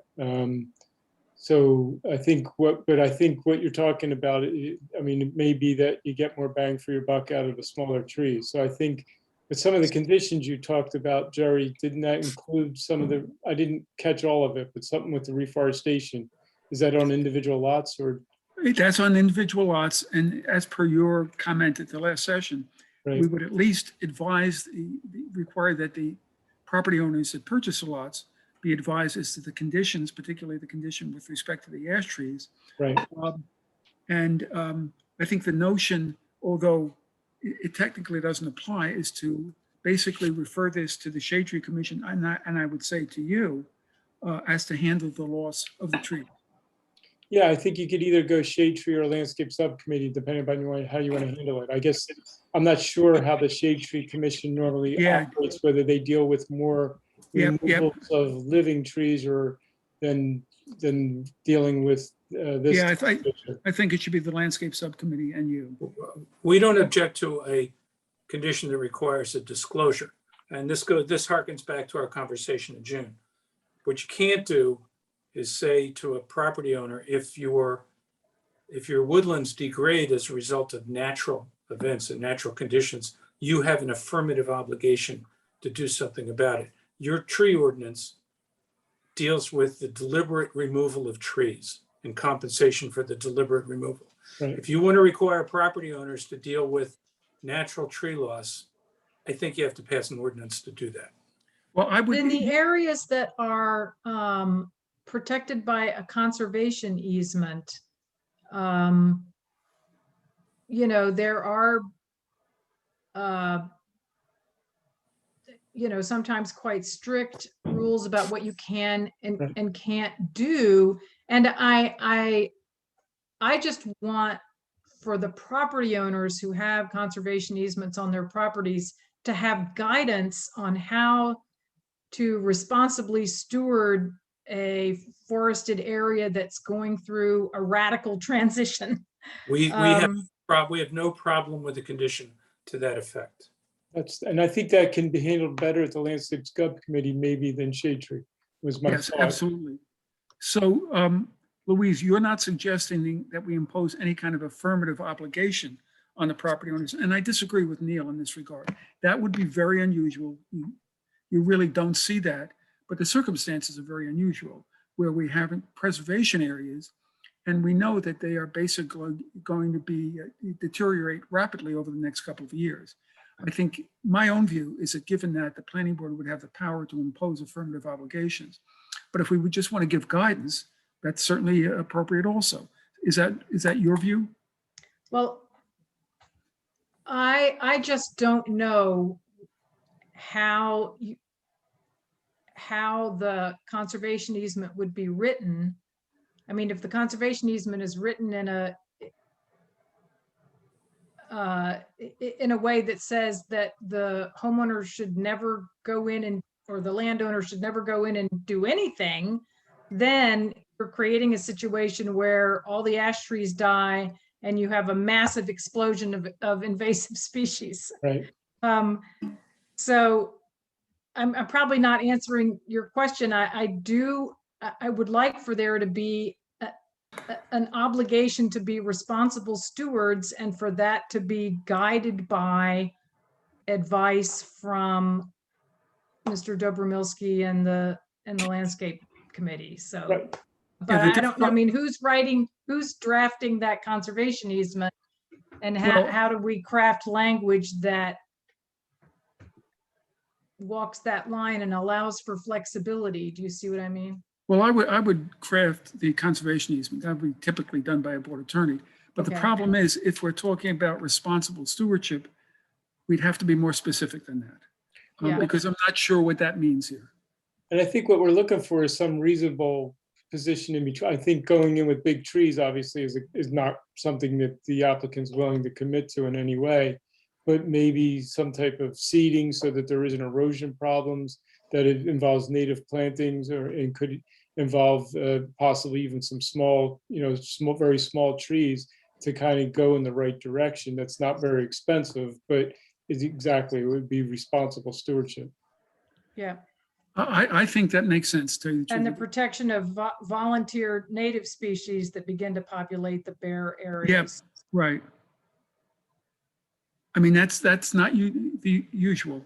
And as Neil has indicated, he doesn't think we have the power to do that. I think we have the power to do that. And I think these are very reasonable, basically elements of a plan of responsible stewardship. So I would suggest we put that in. To me, it's not unlike if the property was farmed and all of a sudden there was an area of farmed wetland that now has to go to conservation. Somebody has to manage that transition of a landscape from farming to conservation. In this case, the property was technically farmed for trees, and there is a disease or an insect problem that's going to create a situation where that is no longer going to be a viable forest, and that we need to manage that transition. I'm not saying we can't do it reasonable and at a reasonable cost, keeping the cost down, but there are things that we could do, and individual property owners are not going to have that expertise. Right. Okay. I think my sense is that the board is comfortable with that approach. Everybody seems to be shaking their heads. Okay. Oh, by the way, there's a checklist waiver. Information about slopes of 7% or greater. That's for preliminary both and final checklists. So we need that as well.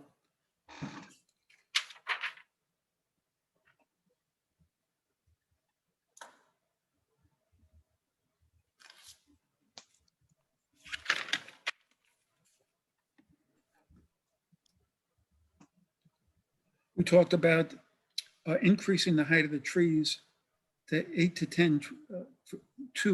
12 feet. That's at least what I thought the number was in the area of the added plantings with respect to Mr. Scott, although that kind of is inconsistent with what we were just talking about.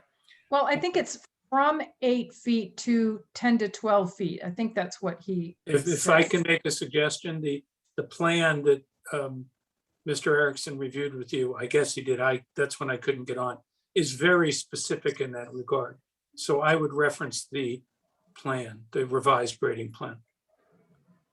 Oh, okay. And that says 10 to 12 feet? It's got species, it's got heights, it's got everything. Okay. I mean, that's fine with me. It's not quite what Mr. Scott said, but go ahead, David. Well, Mr. Yaskin, I specifically asked that question during his testimony. He said the plan had not been updated yet, that what he was showing was a grading plan, and that information will be incorporated into the landscape. Everybody's slightly talking past each other. The plan that Mr. Erickson testified about is called a revised grading plan. It's a slight misnomer because it has very detailed landscape information. That's the plan that was provided to the Scotts. It's also provided to the town. And it calls out exactly the heights of all the trees in the area around the Scott property. And we earlier indicated that we are completely amenable to taking all that detailed revised information and then revising sheets 14 and 15, which are the landscape plan and the chart that specifies the size of the trees. We, in fairness to Mr. Scott, he reviewed a plan that was very specific that had larger trees at his request. And so I want to honor my commitment to Mr. Scott and have the plans modified consistent with the plan that Mr. Scott approved.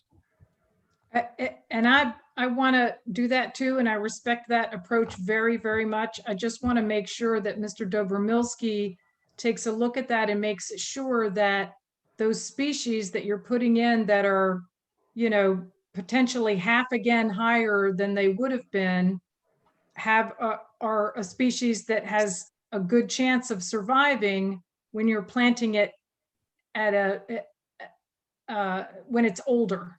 You see what I mean? Species are exactly the same as, well, there's no change in species. The species that are proposed are the same species that were originally proposed.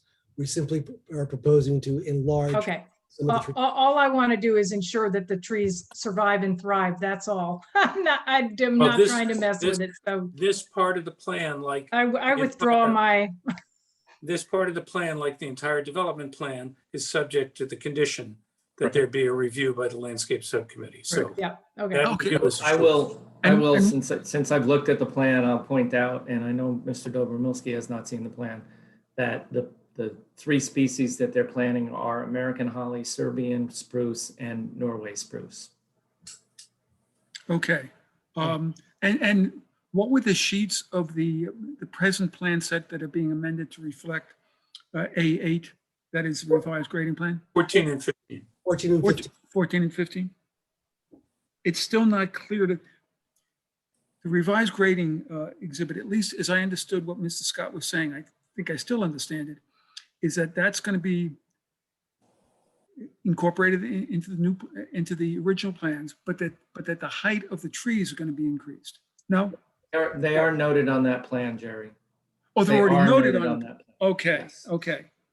That's great. Jerry, the reason it was called revised grading plan is Mr. Erickson was sensitive to the fact that because he was being asked to locate larger trees, which have larger root balls, he had to look really closely at the grading for one of the stormwater swales. So that's why he called it a revised grading plan, but it's got this landscape data in it.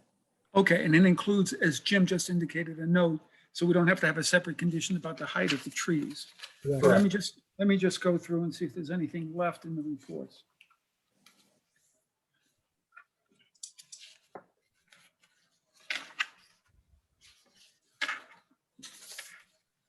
Just going through Jim and Derek's report, which talks about the variances and the illumination variances. And then Jim, on your page 4 of 11, about landscape, you have a whole series of proposed conditions. Have they all been satisfied? They start on page 4 of 11 and continue to 5 of 11. Those were actually Mr. Dobromilski's comments that I brought into my own. Okay, so those should be report. included. Yes. Yeah, okay. And the stormwater management comments that are the same, are also from Okay, Mr. great. Stupian's report. Okay, hold on a second.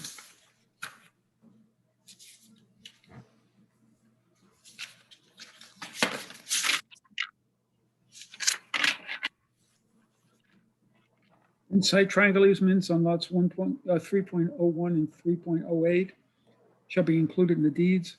And are they lots 3.01 and 3.08, or are they 5.01 and 5.08? 3. The 3? What's interesting is the subdivision plat shows them as lots 5.01. They're numbered as lots 5 series. I think on the site plans, they're numbered as a 3 series. Right. That's something that has to be straightened out. Okay, so what they should be 5, shouldn't they? I think you could call them lots 1 and what, 1 and 7? Lots 8? 1 and 8. 8. 1 and 8. Okay. Okay.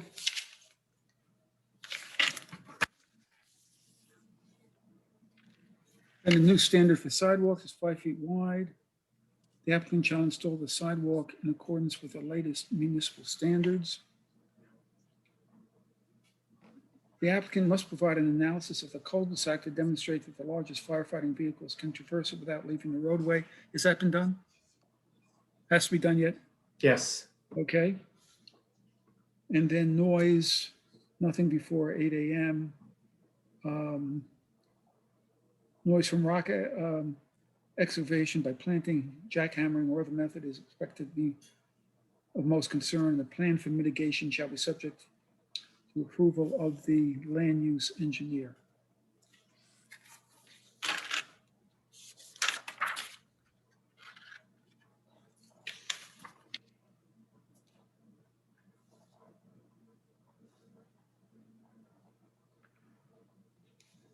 The deed descriptions for each lot, each of the lots must include clear language regarding environmental buffers and conservation easements on the building lots in the form of easement descriptions of deed restrictions. Is there going to be just a deed restriction on these lots in terms of preservation, or would there be an actual easement? If there's an easement, obviously there has to be a beneficiary of the easement. That would usually be the municipality, or we're just talking about deed descriptions. The wording Deed of the, restrictions. I'm sorry. the wording of the 2005 approval was conservation restriction, not an easement. Yeah, I think, Jim, are you comfortable with that? And Michael? I'm comfortable with whatever the attorneys are comfortable with. Yeah, I'm comfortable with that.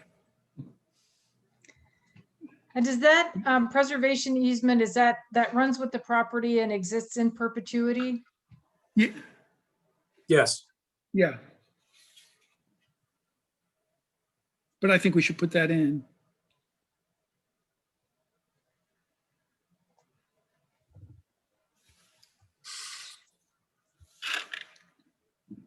Then there's something about a tangent for the right of way on some proposed lots. Adds up to something, but it's a little different. The actual course is a little different. That has to be straightened out.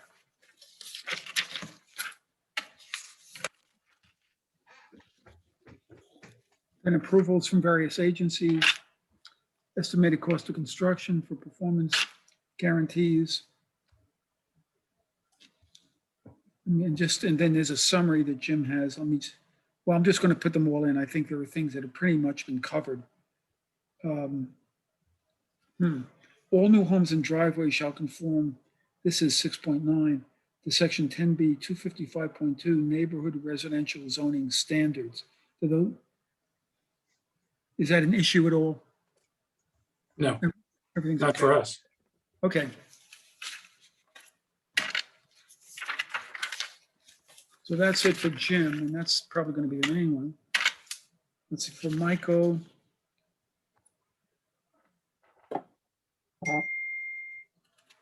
They've been pretty much covered in terms of what Michael was laying out. Then Dan, and everything in Dan's, you've repeated, Jim, in yours, so we've already gone through it? Mm-hmm. Okay.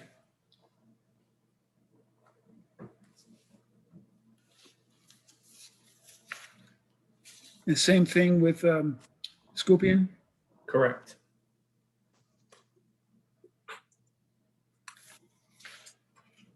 Then the Shade Tree Commission. Preference should be given for the replacement of deciduous trees with deciduous trees and evergreen trees with evergreen trees. Okay with everybody? Yes. Then the STC encourages species diversity to avoid monoculture and to reduce the risk of tree loss in the future due to pests or diseases. The industry tree diversity standard is 10, 20, 30. That is no more than 10% of one species, 20% of one genus, and no more than 30% of any family. It's okay? And then we Yes. have the tree protection zone provision that we've added to a number of resolutions.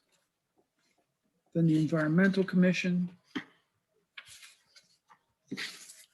Okay, in terms of the executive summary, provide a stormwater management operation and maintenance plan. We already did have that as a condition. Maximize use of adequate native vegetation rather than grass lawn to stabilize the ground and steep slopes. In addition, this should be part of a deed restriction. That's a significant modification. That's a significant condition in terms of what we're requiring the homeowners to do. Not lawns that have native vegetation. Is there anybody who's interested in that? No? Okay.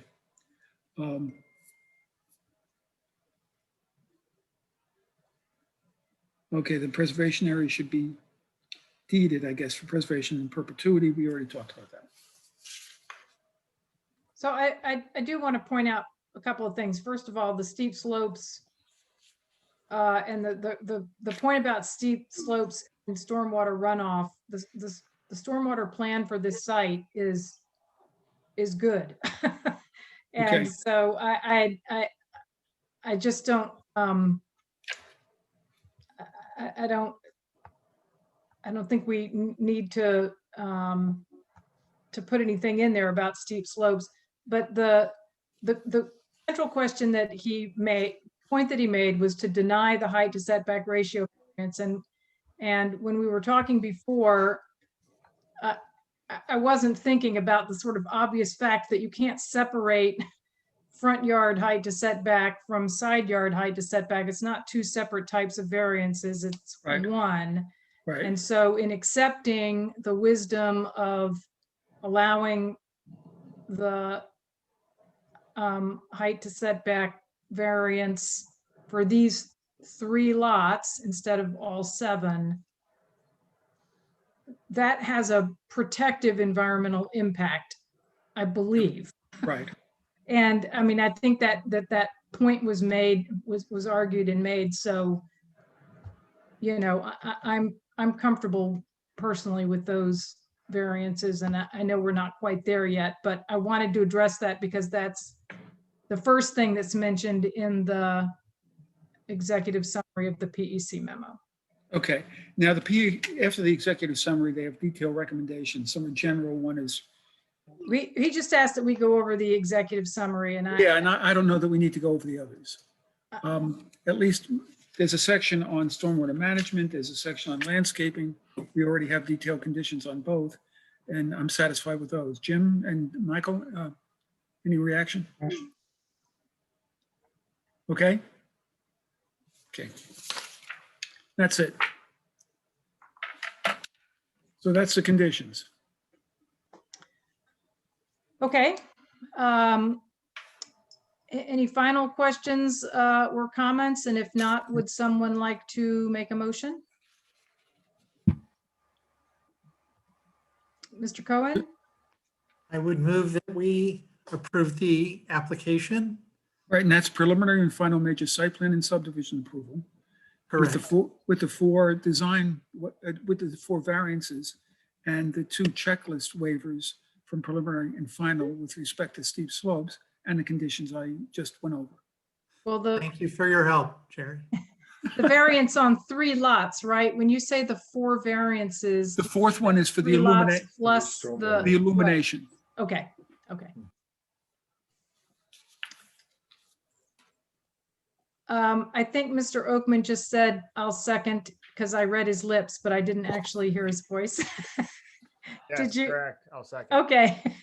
All right, good. So moved by Mr. Cohen and seconded by Mr. Oakman. Carrie, would you call the roll, please? Mr. Cohen, Yes. Mr. McGowan, I guess I have a conditional vote here. I want to satisfy that there is not an affordable housing obligation. I understand what Mr. Cohen is saying, and he may be right.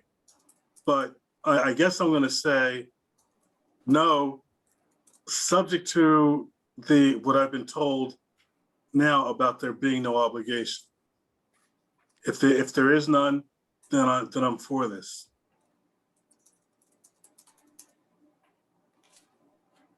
Okay, so I think we have to record that as a no.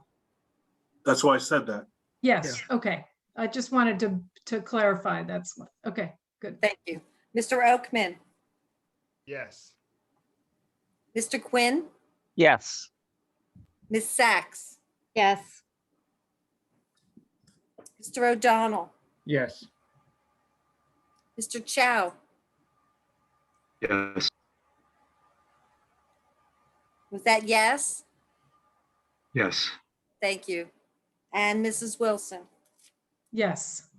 motion carried. Okay, thank you, Joel Schwartz, and thank you, Mr. Yoskin, and your other folks and everybody who has spent so much time on this over so many years. Thank you, ladies and gentlemen, and Thank you have very fun much. the for your rest of the time. night. Thank you. Madam So, Chair, I think it's time for our break. thank If you. you were, I think we had a meeting of the minds there. Yes, I think so I too. think we should just apologize, even though there's nothing that can be done, to everyone who's been waiting. And next time, when I say a half an hour, just multiply it by 4 because it's the Princeton Planning Board. So. And it's not that we were wasting any time. I mean, I think we were doing exactly what we should be doing. Absolutely. It was, yeah, important. Okay, so let's take a break.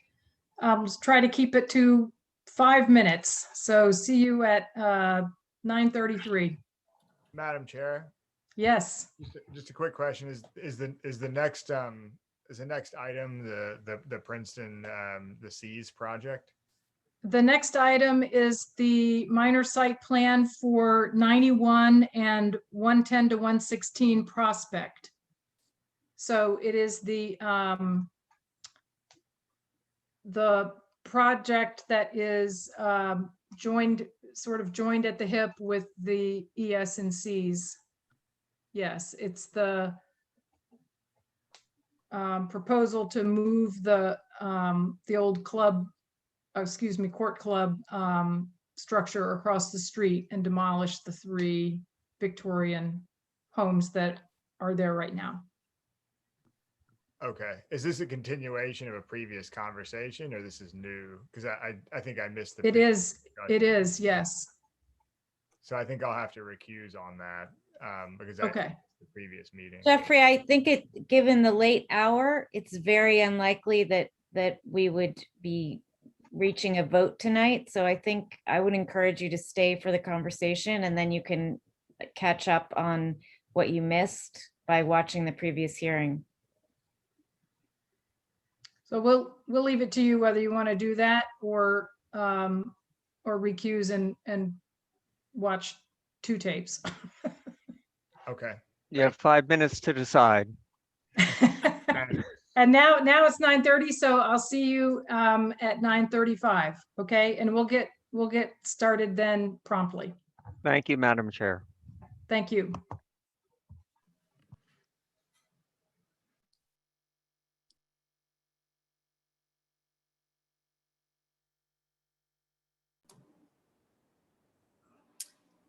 Okay, so we have 9 members who were previously waiting in line to speak. The first person that I'll be calling is John Heilner. Well, hold on just a sec, because I need to introduce this this application and set the table a little bit. So this is the trustees of Princeton University. This is a minor site plan. Item B under applications, this is 91 and 110 to 116 Prospect Avenue, block 50.01, lot 18, file number P 2121-012PM. And Princeton has given its presentation, and at the last meeting, we heard from 3 members of the public who all had more than the usual amount of time out of deference to the fact that they were representing a lot of folks and a specific expertise. Tonight, we're continuing with the public hearing, asking with respect that folks try to say what you need to say within 3 minutes. And I know that there were a number of folks whose hands were raised when we concluded the last meeting. So, and I guess that's what you were starting to refer to, Carrie. But those who wish to speak to this application tonight should virtually raise your hand by clicking on the icon at the bottom of your screen. And then Ms. Carrie Phillip, our board secretary, will call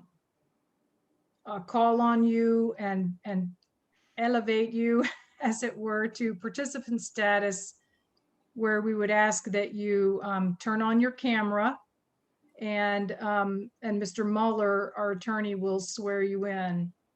And then you'll state your name and spell your last name and say what you want to say. Chair Wilson, yeah. Justin had taken a screenshot of the attendees that were waiting to speak last time. I don't know if Carrie has that. I have that list. Michael. Great. Okay, thanks. Okay, the first person that I'll be making a panelist is John Hellner.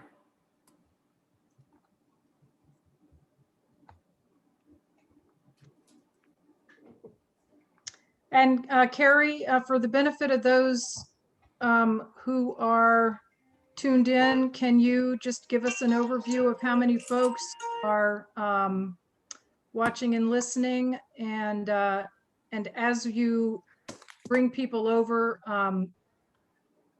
also say the name of the next person who will come in so that folks know that their turn up next. Certainly. I believe that the majority of the people are here. There was just one individual I don't see right away, but most everyone is here. Okay, well, my the point next is, individual will be Lewis Hamilton. Okay, I'll stop talking. Mr. Heilner, welcome. Hi, thank you. Thank you very much. If you could raise your right hand, I'm going to swear you in. Of course. You swear or affirm the testimony you're about to give will be the truth. I do indeed. So sworn or affirm. Please state your full name and spell your last name. It's John Heilner, Heilner. I live at 4 House Circle here in Princeton. Go right ahead, Mr. Heilner. Okay, well, I'm a 1963 Princeton University Engineering School alumnus. And so I feel a special attachment to this proposal. I've carefully weighed the pros and cons, and I'll cut right to the chase of the variance that is being requested. For me, the public detriments far outweigh any public benefits. This is exactly the opposite of what the municipal land use law requires.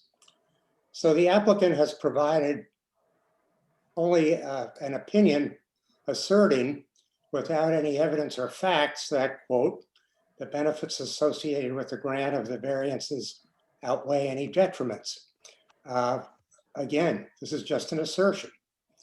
In fact, only one party, the university, benefits, and they could derive that same benefit with any number of alternative plans, as we'll discuss, I think, in the second part, hopefully later, but maybe not tonight.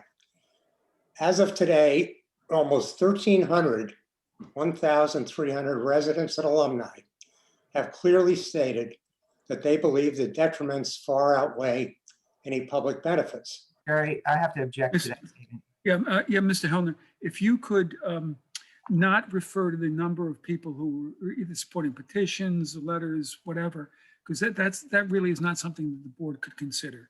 And I would admonish the board not to consider the number of persons that referred to by Mr. Hellner. Fine. At any rate, clearly many people have believed that detriments outweigh the benefits. So it's been 58 years since I graduated from Princeton. And I have to tell you, in those 58 years, I've never seen such an outpouring of public and community anger and frustration as this. I'll be more specific. The 3 Queen Anne Victorian houses are an integral part of Prospect Avenue's beautiful streetscape. Tearing them down is a clear public detriment. Moreover, at a time when Princeton as a town is way short of affordable housing, and housing that's affordable tearing down the 3 Victorians would be a huge public detriment. I understand that the largest house has 5 units, and the other 2 could easily be duplexes, providing another 2 units each. This makes a total of 9 lower-priced housing units. That's a lot for a town that is way under-resourced when it comes to low and mid-price housing. Next point I'd make is that while I'm not an expert, I understand from all I've read that moving a structure of this size and mass releases a good deal of embedded carbon into the environment. And for what purpose to move this big building across the street? Another public detriment impacts older alumni who graduated prior to 1965, while the Court Club still functioned as an eating club. Since I'm one of those older alumni, I can tell you that I had friends in that club. I can only imagine their horror when returning to Princeton, say for reunions or for any other purpose, and trying to find their old club and seeing that it had been orphaned and set apart from all the other clubs. And finally, this is a detriment to all Princeton alumni who make donations to the university and have stated their opposition to this proposal. So I'm really incensed that my annual donation might be used in such a very wasteful and community insensitive manner. Thank you. Thank you, Mr. Hallner. Okay, so the next 3 individuals waiting will be Lewis Hamilton, Thomas Kaufman, and Alan Medvin. Okay, thank you. Lewis Hamilton. We have a total of 121 people who are participating or watching. And of course, that includes all of us on the board and our professionals, as well as the university and its team. But just to give people a sense of how many folks are. Yes, there are 80 attendees and 10 people currently have their hands raised. And there's only one person who doesn't, but she will be called upon from prior. Okay. Okay. So Mr. Hamilton should be here.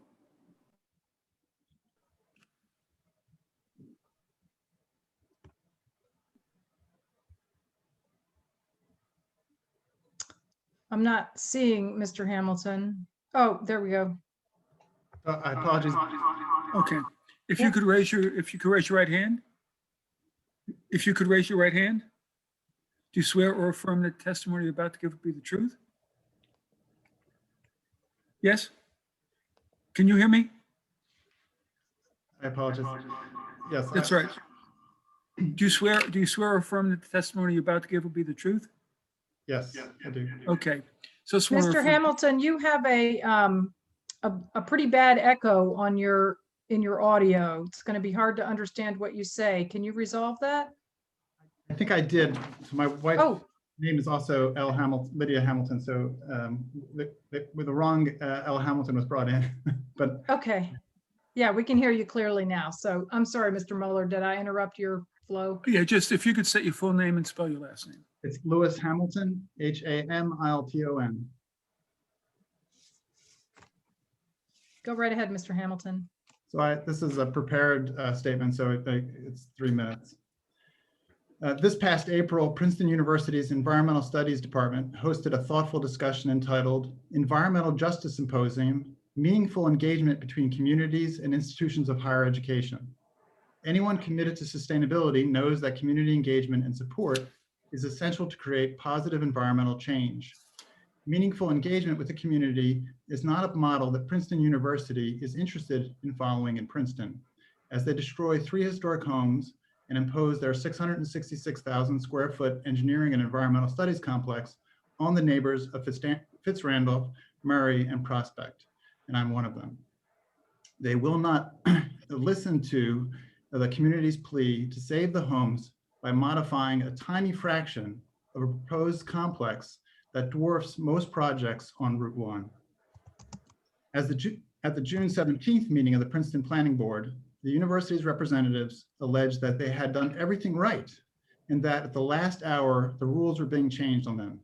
This is false and disingenuous. From the outset, the university chose to design and plan without regard for the town's zoning and master plan. That is why the university needs a variance from the town. Rather than following the zoning or engaging the community, the university preferred to lawyer up and force their will on their neighbors. They're only shocked that someone dares to say no. The university's position is clear. They allege that there is, quote, no controlling authority to stop them from destroying all 4 historic buildings, and the community is powerless to prevent their destruction. The university is offering a stark choice. Either the town can uphold its zoning and master plan, in which case the university will destroy the Historic Eating Club and leave the 3 historic Victorians for now, or the town can let the university violate the zoning and master plan, and the university will save for now, but displace the Historic Eating Club and destroy the 3 Victorians. This is a horrible choice, reflecting a gross disregard for the community's desires and the town's master plan. Also that a, quote, theorist's pavilion can have more, quote, natural light, and I suppose host conferences on justice and meaningful community engagement in 666,000 square feet of splendor and not an inch less. Given this Hobson's choice, where the only option offered is submission to the will of the university and destruction of the community's history, the town must defend its master plan and its governing authority to zone and plan. The only hope the town has of convincing the university to meaningfully engage its zoning and master plan is to deny this variance. Given the university's position, it is clear that all 4 of those historic buildings are doomed to destruction sooner or later. The question is only whether the town's zoning authority will be destroyed along with them. If the town compromises its zoning for a compromised district, the precedent is set and the gates open for the university to disregard the community and the master plan again and again. The town must deny this variance. Thank you. Thank you, Mr. Hamilton.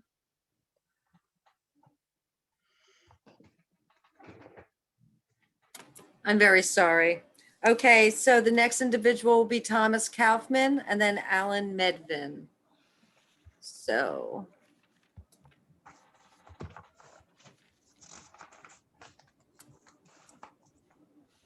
Thomas Kaufman's being promoted.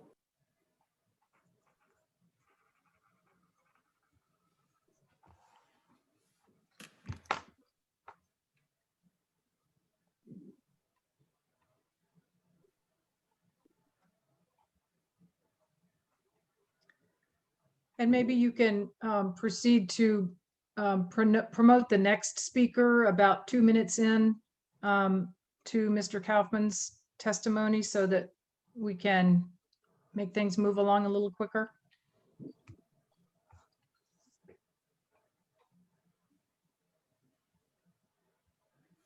I don't know where Mr. Kaufman is. I don't see him.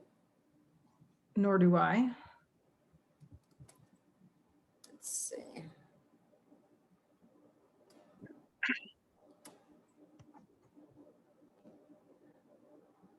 Well, perhaps we can come back to him. I don't see him as either. I'm here.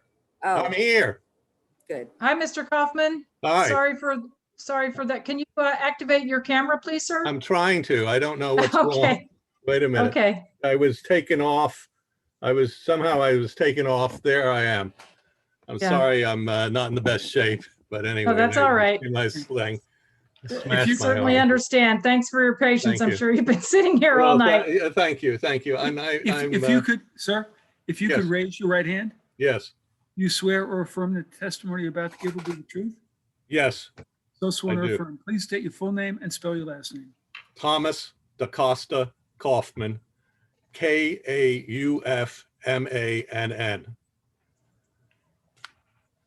Go right ahead, Mr. Kaufman. Yes, I'd just like to address some of the historical issues or art historical issues which pertain to my own experiences. And I regret, as I said before, as a Marquand professor of art and archaeology, to have to speak up against the normally quite thoughtful and well-designed projects of the university. I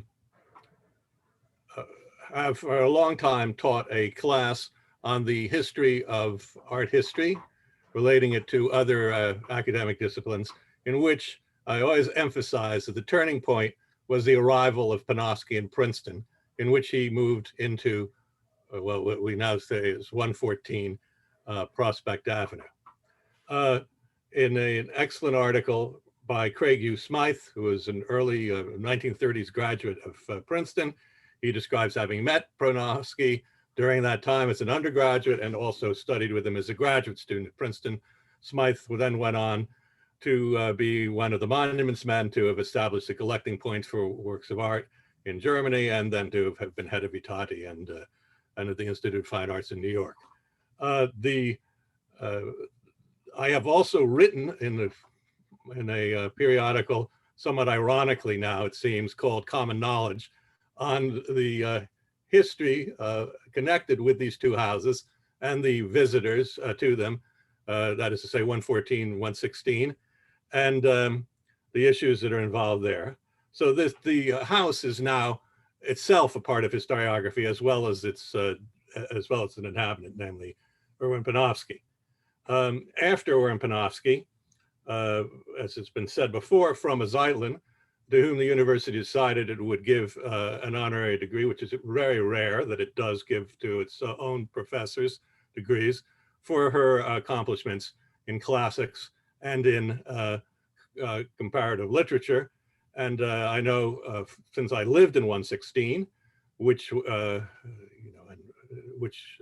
wanted to emphasize that as well, I knew Frama while she was in 114, and she lived there for a very long time, and that's where she accomplished her work. During the 1930s, Panofsky wrote some of his most important works that helped to revitalize art history in the United States and to steer it in new directions. He made connections with the university, and he taught at the university for 34, 35 years until his death. So so it is associated with a famous person, since I was asked. And there is a point raised. I don't know, there are many points raised that I don't think I need to contradict many of the incorrect statements that were made in the previous meetings. But it is also, the question was raised, well, was there a Nobel Prize winner there? And I can address that directly too, because it happens that I'm a member of the Swedish Academy of Sciences. I'm one of the 20 people who are not what you could call hard scientists or hard social scientists who are members of this academy, and one of the 10 non-Swedish ones. And unfortunately, to my point of view, there is no Nobel Prize offered for any of the humanities. The closest one gets is the Literature Prize, but that is not offered by the Academy of Sciences, but by the Academy of Arts and Letters in Sweden. And then there's a Peace Prize, which the Norwegians give. So I can also say that because I'm allowed to nominate people for these prizes, not that I have much to say about physics and so forth, or mathematics, that if there were or had been a prize for art history, Panofsky would have been one of the first people who have gotten it. And, so his prominence in this field is such. So that needs to be compared in a certain way, as I've suggested as well, with the question of what would people say if another house, which as far as I understand is in a historic district, but is not on the National Historic Register, that is to say Einstein's house, to which people flock, what would people say if that house was going to be torn down right now? It may be that the university has not made it so well known that these houses were occupied by people, including 110, which was occupied by a person of huge eminence in the history of music, namely Oliver Strunk, fundamental scholar. And then there are others of us who lived in 116 who are not of this eminence. But I bring that up. And I also would like to mention that another important point, which is also raised in many pieces of literature now, because of concern with, the Second World War, the persecution of the Jews, Holocaust studies, and so forth, that it is and I mentioned this before, that it is an important part of Princeton's history, that not only was it an end stop on the Underground Railroad, but it also was a place to which Jewish refugees were welcomed and were given a place to live, which is the most important thing, of course, and also to work. And several, as I've suggested before, and I know this from personal contact with them, several people who first came through that house, in effect. That is to say, William Heckscher, with whom I was friendly, who was the professor of history of art in Utrecht, then at Duke, and was actually a librarian, an honorary librarian in Princeton University, spent his first night in Panoski's house. Rensselaer Lee, our former Mark I professor, and as distinguished art historian and literary scholar, met and discussed important things with Panoski in the house. And I assume that Paul Frankel, the other Jewish professor of the history of art who had to leave Germany, also met with Panoski when he came here in 1938 to come to the Institute for Advanced Study on Panoski's urging. So I think that the importance of that house needs to be recognized, and the fact that, you know, some of us lived in 116 might be recorded, such as Tony Vidler, who was distinguished and still is taught as recently as last year in the architecture school, and was head of European cultural studies here. Another person who separately, Emily Apter, who is a distinguished professor of French, a graduate of Princeton, lived in 116. Robert Hillenbrand, who was a visiting professor here and professor of architecture, history of architecture at Edinburgh, lived in 116. So there are many people who are prominent, at least in the humanities, who lived in these three houses, 110, 114, 116. And I think it's also important for the history of Princeton.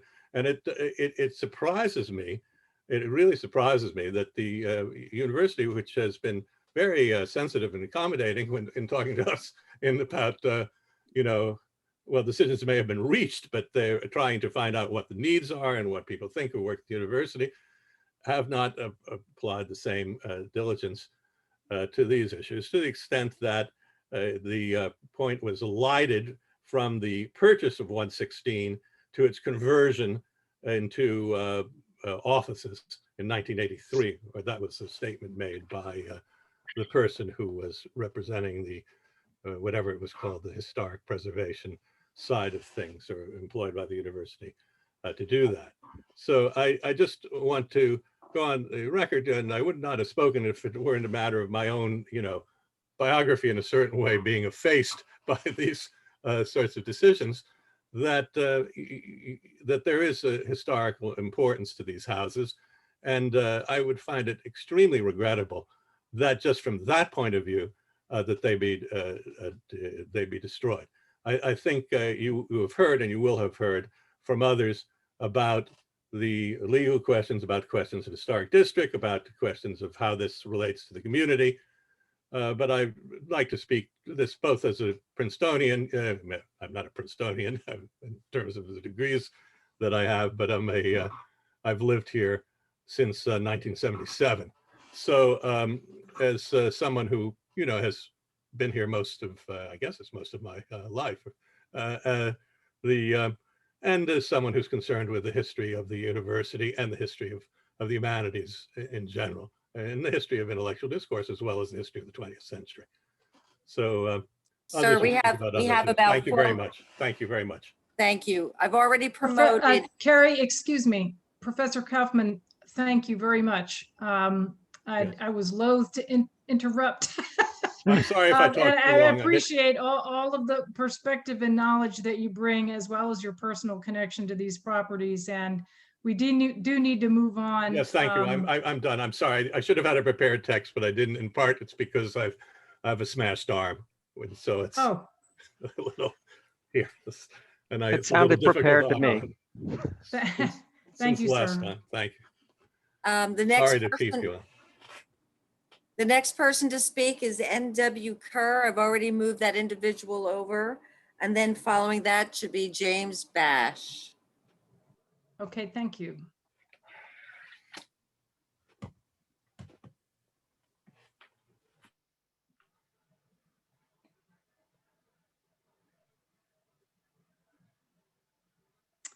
I'm not seeing Ms. Kerr, are you there?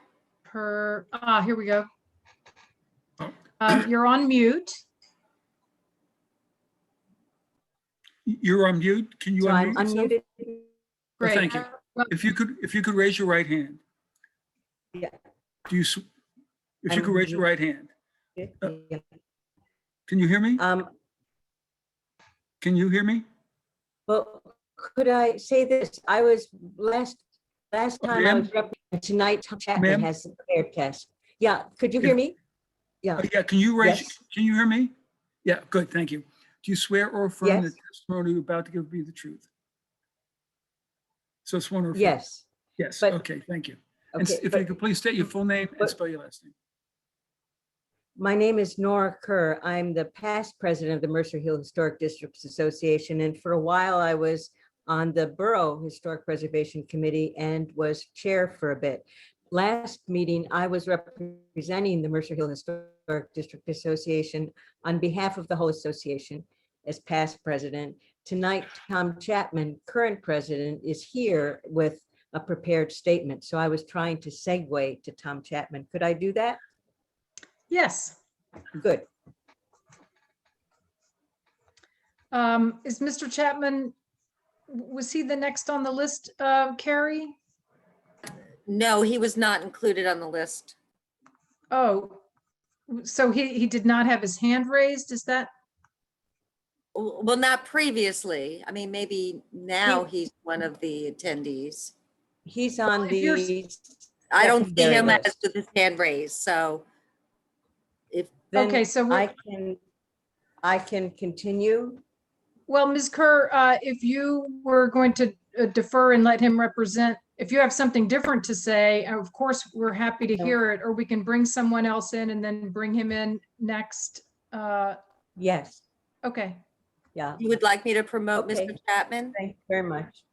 after our next speaker. Thomas Chapman. Okay. Yes. Thank you, Ms. Thank Kerr. you.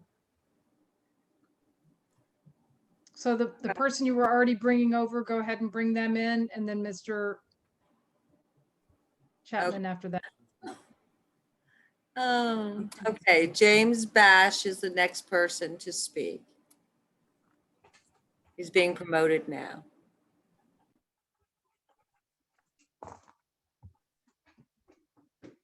I'm still up. I wonder if I go down. Ms. Kerr, can you mute yourself again, please? Hi, Welcome, Mr. Bash. hi, welcome. Mr. Mueller, you're on mute. If you could raise your right hand. Do you swear or affirm that the testimony you're about to give be the truth? I do. So sworn or affirmed. Please state your full name, spell your last name. My name is James Bash, B-A-S-H, and I've lived here in Princeton for 21 years. I hold a master's in science and engineering from Carnegie Mellon University. And I learned of the proposal for Prospect Avenue 6 weeks ago in a university presentation to the Riverside neighborhood and was flabbergasted. I still am.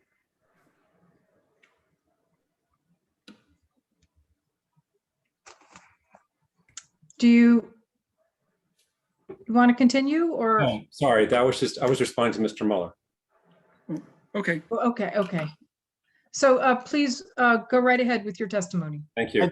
I think the last word we heard was flabbergasted. Yeah. Okay, thank you. Being an engineer, I am generally in favor of the proposed new engineering facilities, but the university already has nearly 15 acres of fungible land for this project.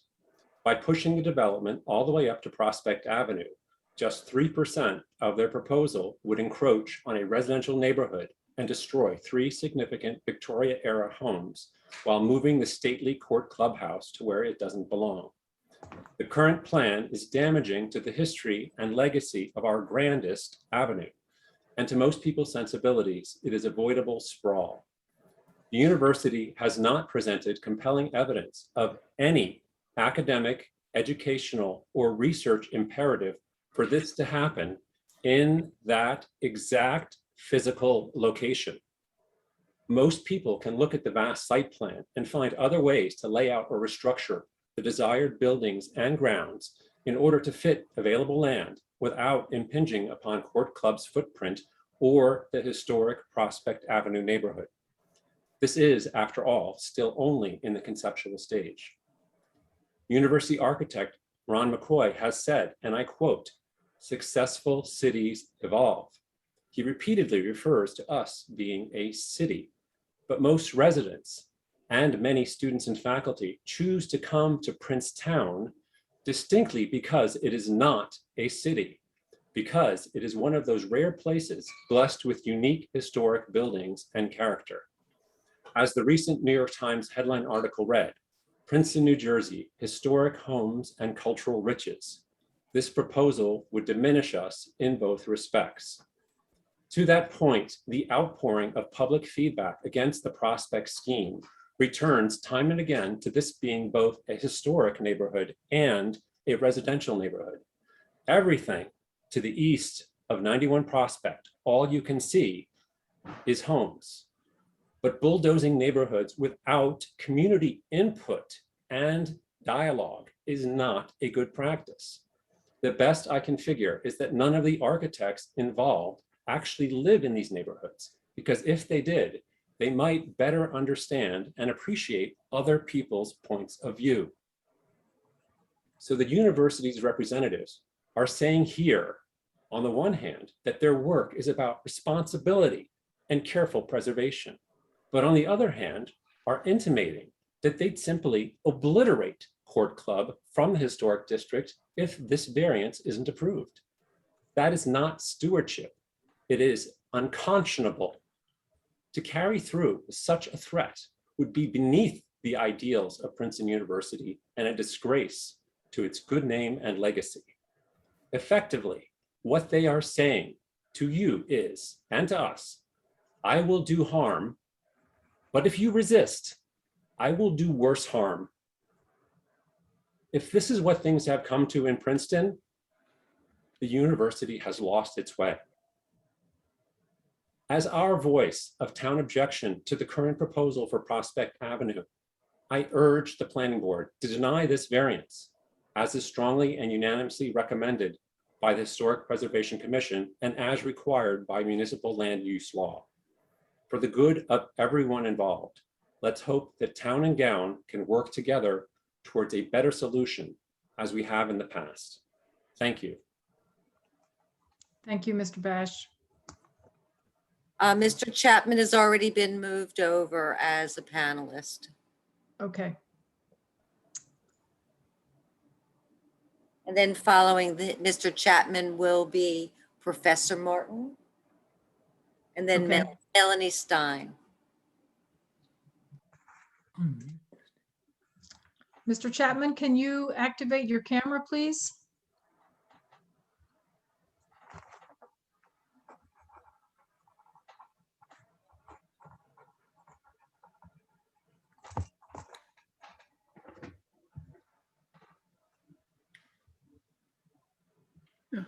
If you could raise your right hand. Do you swear or affirm, do you swear or affirm that testimony you're about to give will be the truth? Yes, So sworn or affirmed. Please state your full name and spell your last name. yes, Thomas Chapman, Chapman. Thank you. Thank you. Right ahead. Yes, thank you very much for making this on-the-fly adjustment to allow me to speak. We live at 14 Alexander Street, and I am, as Nora said, the current president of the Mercer Hill Historic District Association. In the interest of time, I'd like to read briefly from the memo which we will post on the site, and would like to make the following comments about the minor site application. First point is, as opposed to comments made on behalf of the applicant on at the past meeting, June 17th, it's entirely appropriate that the Historic Preservation Committee, as empowered by the New Jersey Municipal Land Use Law, review the minor site plan application.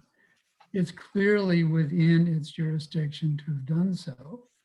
The applicant's suggestion that it had no jurisdiction seems to us incorrect.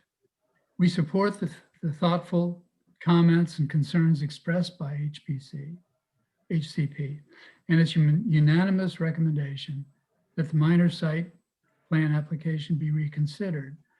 We agree with HCP's view that the 3 historic buildings on Prospect proposed for demolition add to and support the transition to the residential zone on Murray Place. Second, the Princeton Community Master Plan suggests the creation of a locally designated Club Row Historic District. We fully support the creation of this district and applaud the efforts of the Princeton Prospect Foundation to achieve this goal. We're concerned that the university's plan would irreparably degrade the suggested historic district and could diminish its chances of becoming a reality. We encourage the university to cooperate with the PPF, other organizations to explore this opportunity for a locally designated historic district. Next, the changing the location of the Theorist Pavilion would address many of the concerns about disrupting the Club Row neighborhood and its historic integrity. Ample alternatives appear to exist, so we encourage the university to seriously explore them. Finally, we believe it's important to take into account the impact the plan would have on contiguous residential neighborhoods. The university should honor its past commitment to Murray Place neighborhood. So we have concluded that the public benefit, as others have stated, of the proposed minor site plan and the variance requested to enable it would outweigh the public detriment. We concur with the HBC Commission's recommendation that the university prepare a plan that preserves and enhances the character and the coherence of the Prospect Avenue neighborhood. Most important, we believe adjusting the plan to achieve this positive outcome for a very small portion of the entire project would not in any way diminish the university's plan to create a world-class complex. Thank you very much for this opportunity. Sir, Mr. Thank Chapman, you. and now you have a written statement that you basically Yes, read. yes, we do, sir. I'm going to mark that virtually as Exhibit 04 for the record. And if you could submit a copy to Kerry at the Planning Board office? Be happy to, thank you. Thank you. Thank you very much. Sure, of course. Okay, I've already promoted the next individual. That'll be Professor Martin. And then I have Melanie Stein and Kip Cherry. And that is the last of those that previously raised their hands. Okay, if you could raise your right hand. Do you swear or affirm that the testimony you're about to give will be the truth? I do. So sworn or affirm. Please state your full name and spell your last name. Yes, my name is Eva Madeleine Martin, and that's spelled last name is Martin. I live Okay. on Harrison Street. Okay, and your first name, how do you spell that? EVA. Oh, okay, thank you. Go right ahead, Professor. Thank you. May I share my screen? Yes. Thank you. Let me see if that is going to work. Hold on just a second. Here we go.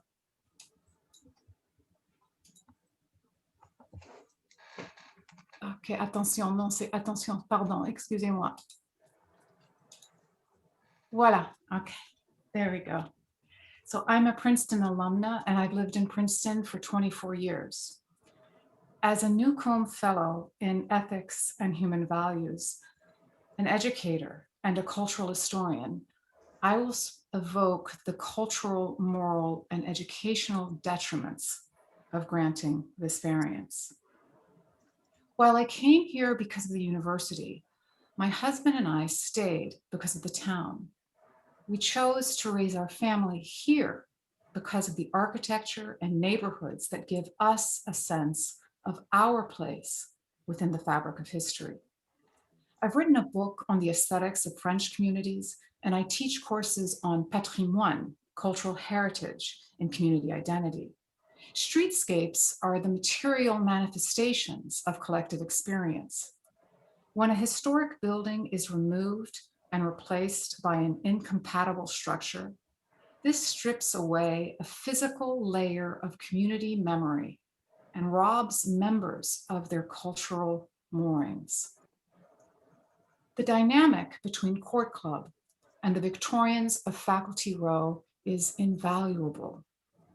On one side of Prospect, 91, a grand early 20th century student manor, and across the avenue, 114, a late 19th century Queen Anne, and a refuge, as letters show, to thinkers such as Erwin Panofsky, who fled the Holocaust to become art history's giant.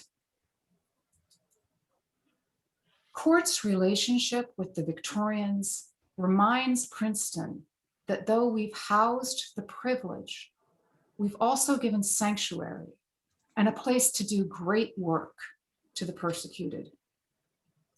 This is a history we should celebrate, not erase. Further, these embodied memories recall that everything legal isn't ethical.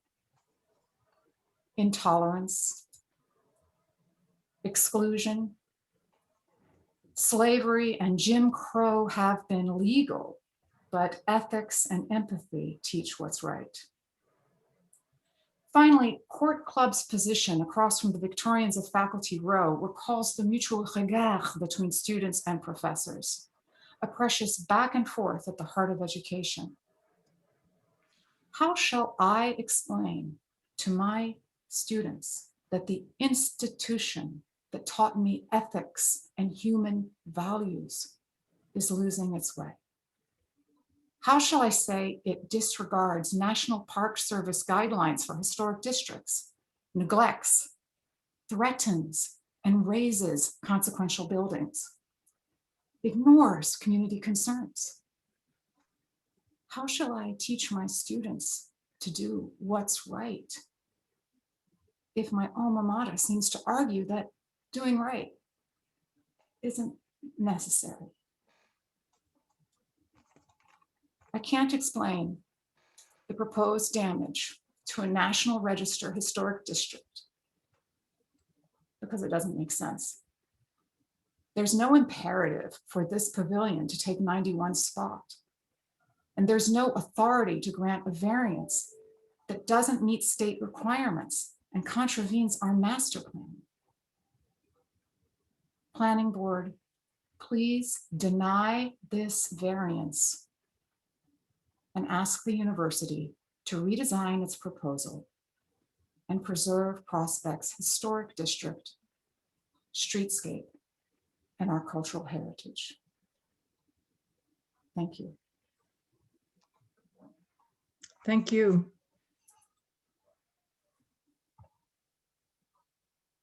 Melanie Stein has already been moved over to a panelist position, and the next will be Kip Cherry. Welcome, Ms. Stein. Muller? Yeah, if you could raise your yes, hi. If you could raise your right hand, do you swear or affirm that the testimony you're about to give will be the truth? Yes, I do. Okay, could you please state your full name? Thank you. Could you please state your full name and spell your last name? Yes, my name is Melanie Stein, and my last name is spelled S-T-E-I-N. Thank you. Go right ahead. Yes, I am a 15-year resident of Princeton, a homeowner on Prospect Avenue in the Riverside neighborhood. I am a university alumna. I'm a lawyer by training and by profession, and with my experience being in corporate law, project finance, at various times development finance, and dispute resolution. And I would also say that I am an individual who is highly sympathetic to and concerned about historic preservation and heritage conservation. Interestingly, this started during my Princeton undergraduate years when I spent a summer volunteering, preserving architectural buildings supported by the International Council on Monuments and Sites and supported by the U.S. National Committee of that council. I've also various times early in my career worked for International Financial Institution on the restoration and adaptive reuse of historical projects of some architectural importance in various jurisdictions, not in Princeton and not in the United States, but certainly, although I would not say I'm an expert in the area, it is one in which I have great concern and some professional experience. I would also say that I'm a regular and longtime, for decades, supporter of various historical associations, for the National Trust for Historic Preservation, for the Princeton Historical Society, and for Morven. So I come to this as an individual with great sympathy for the concerns of my neighbors and actually with tremendous respect for them. I actually have a question that perhaps the planning board could answer, because as a lawyer, I'm a little bit concerned about the process here. And I've heard the testimony, and based on my review of the public record, it seems that there's a lot of misstatements of fact and also maybe a misunderstanding of what the planning board's role is here. And maybe I could request clarification, because I believe that it was recently stated at the meeting in describing what the variance application for, it concerned the destruction of the Victorians and a variance for the movement of 91 Prospect. My understanding of the record here is that the only issue before the planning board is the variance for 91 Prospect move, which would reduce the buffer zone of what's now currently there. Is that correct? I mean, what is it that the planning board is actually voting on? Does that have to do with the destruction of the Victorians? Well, it results in the destruction of the Victorians. Mr. Mueller, can you field the question, the sort of basic question here? The variance does relate to setback, or maybe if you're not the right person, Mr. Mueller, you know, one of our, Michael, would you like to? Well, yeah, I could start. I would say that the variance involves, what triggers the need for the variance is placing the proposal to place Court Club in the location on the northerly side of Prospect Avenue where the three houses currently exist. And so it's hard to talk about one without the other, because right now the site has three houses on it. And to justify the variance being granted, the planning process is to discuss that, you know, it's a benefit that, you know, the benefits to the community outweigh the detriments. You've heard that said a lot. So that's the normal course of consideration when a variance is being considered. But am I correct in understanding, and you know, I just want to make sure that I understand, because it's very confusing as a member of the public to hear all this testimony about the destruction of the Victorians, when my understanding of the law, and I want to be corrected if I'm wrong, but my understanding is that the university doesn't need any permission, authorization to destroy the three houses. In other words, if they don't get the variance, they could destroy them tomorrow and build something else there, that as long as it conformed to the zoning. Is that correct? Yes, that's my understanding, because the four buildings affected, the three houses on the northerly side and the Court Club, are currently not protected by local designation. So you're right, the university, and I guess that's why the university, Mr. DeGrazia's letter stated quite clearly on the first page of the letter that the university would probably demolish the Court Club, you know, or had the right to demolish the Court Club. So that's consistent with what you said. Yeah, I raised that just because as a member of the community, as a lawyer, I think it is very important for there to be a very clear understanding on the part of everybody and on the part of the citizens of what the planning board's role is and what the questions are here. Because we've heard a tremendous amount of testimony about all sorts of issues, of which I am very, very sympathetic. But I also don't think that those are the issues before this board. For example, the issue of affordable housing. I'm extremely supportive of affordable housing. I don't particularly think that these 3 Victorians are the way, but I'm trying to understand what the planning board thinks it's voting on, because, but in any way, let me move on to my other comments, which is just that as I raised on the call before the Historic Commission, I'm very concerned about Princeton embracing the future, embracing change, and understanding that there are tremendous pressures on our community, and they will only be increasing in the next 3 to 5 years. I think this post-COVID hybrid work is going to put a lot more traffic in our town, a lot more people. I actually think the long-term, as much as I hate to see these Victorians go, I actually honestly believe from the municipal perspective in the medium to long term, this is an advantage to the community in many ways. And I don't think, I don't think these are projects that the taxpayer would want to support as affordable housing. The costs of renovating, even if the university were to sell them to the municipality, I don't see that these are viable projects for affordable housing and that would best meet the needs of its residents. And so my concerns are really, the first one are just about process and informing the community about what are the issues before the planning board. And also, I think on balance, if we take all the factors into account, not just the ones of, preserving these 3 buildings, but the larger issues of the community and the values that are in the master plan, I actually think that this project fits in with them. And frankly, I think that moving 91 across the street is fully in keeping with the landscape and the existence of the street, what's there now. I think that's even mentioned in the municipal engineering report, if I'm correct. It notes somewhere there that it's actually in keeping, that the building would be in keeping if it were moved to the other side of the street. So I maybe it's not the right report, but I think Mr. Bridger's report, if you look at what it says, it makes that note.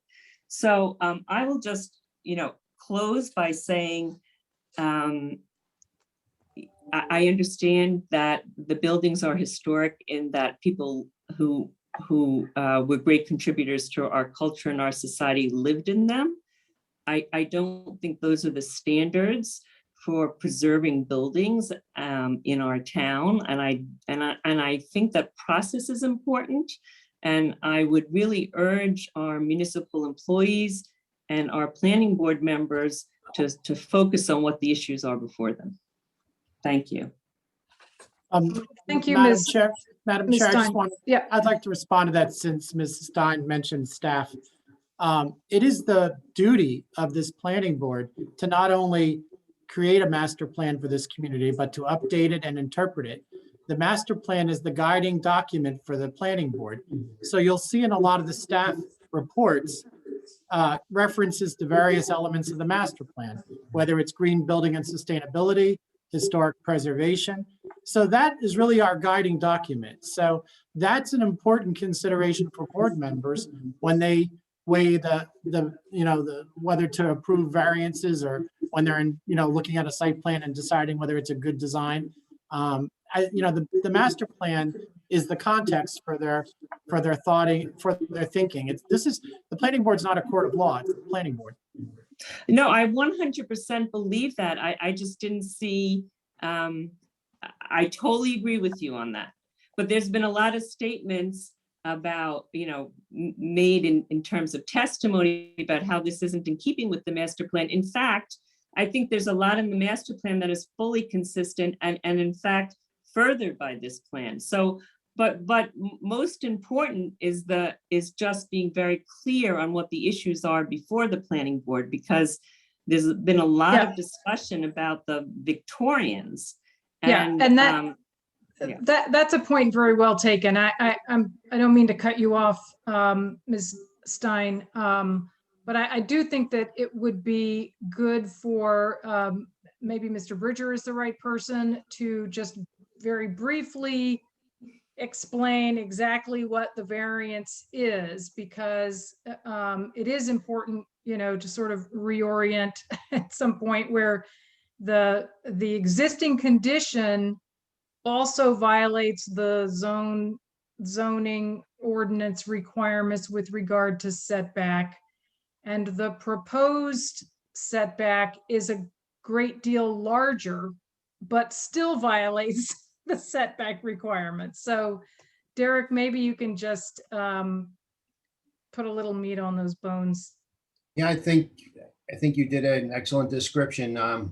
The existing condition violates the required setback to the residential zone, and as does the new building. So the setback requirement is what, 250 feet or something like that? I believe so, yes. The current setback is less than 15 feet. 11. And the proposed setback is 100 and something. 105. 105. So I knew I didn't have my numbers exactly right, but so that's the sort of nub of the variance request that is associated with this application. And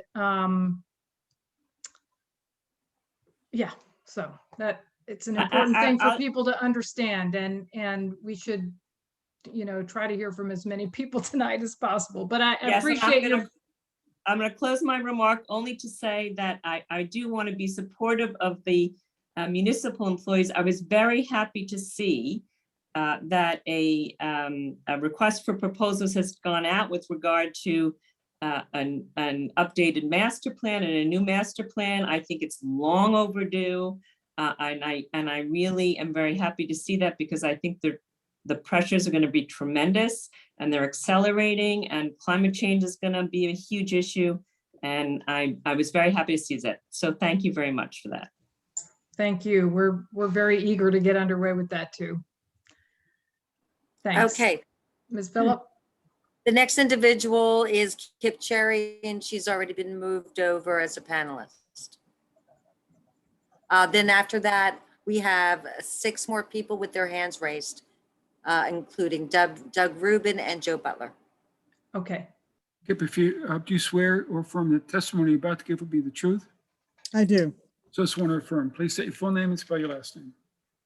I'm Kip Cherry, Cherry. I want to take a slightly different perspective to the discussion we've had so far.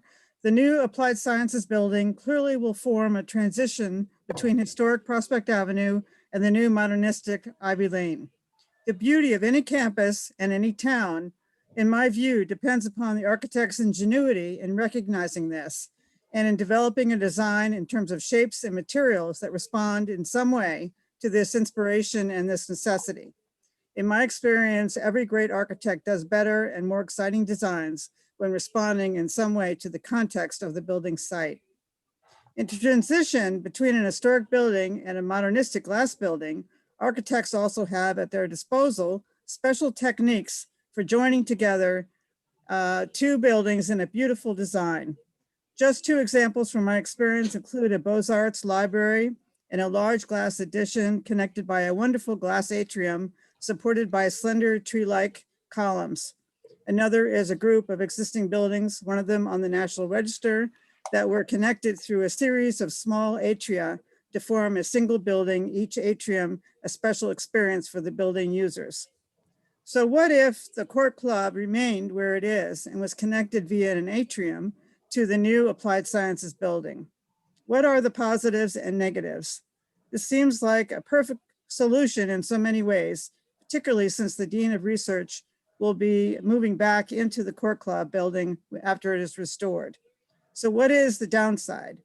The University Facilities Department argues that this solution reflects or reduces rather the space available for the building program. To solve this, there are two alternatives.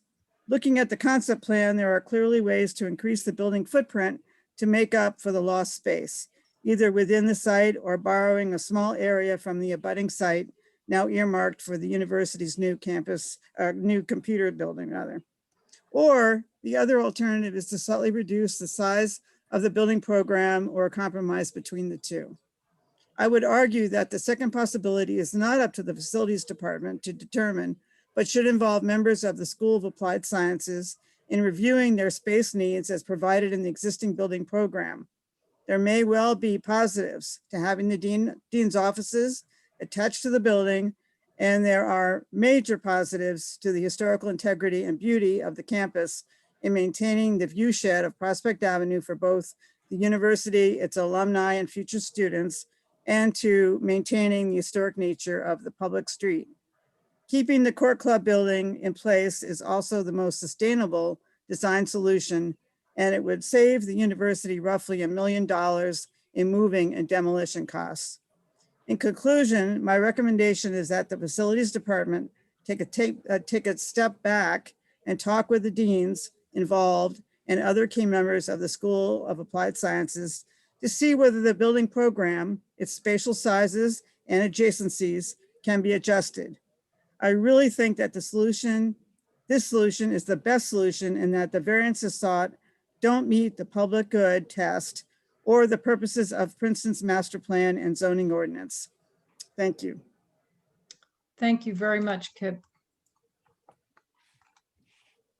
Okay, I just moved over Mr. Doug Rubin, and then we have Joe Butler and Alan Goodhart.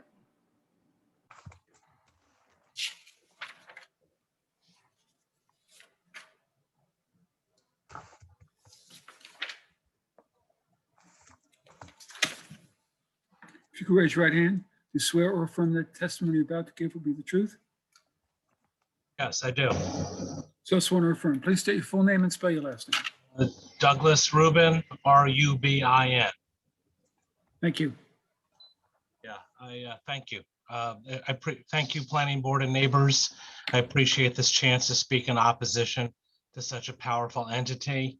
I have a lot of prepared stuff. I'm an active Princeton alum. I have mixed feelings because the university has helped make my life and our town extraordinary. The university is a very powerful institution. I think a previous speaker talked about their ability to basically get their way and disregard whatever the discussion and the beliefs of the overall town is. They have a lot of money. They have a lot of prestige, and I don't disagree that they need to continue to rebuild space and serve more undergraduates and a wonderful faculty. But I also think they continually overstated and overstepped their role as a good neighbor. I think that whole arts and entertainment and empty parking lot district has been a fiasco, and I think we all are realizing, what a waste for that town that turned into. So what's different about this?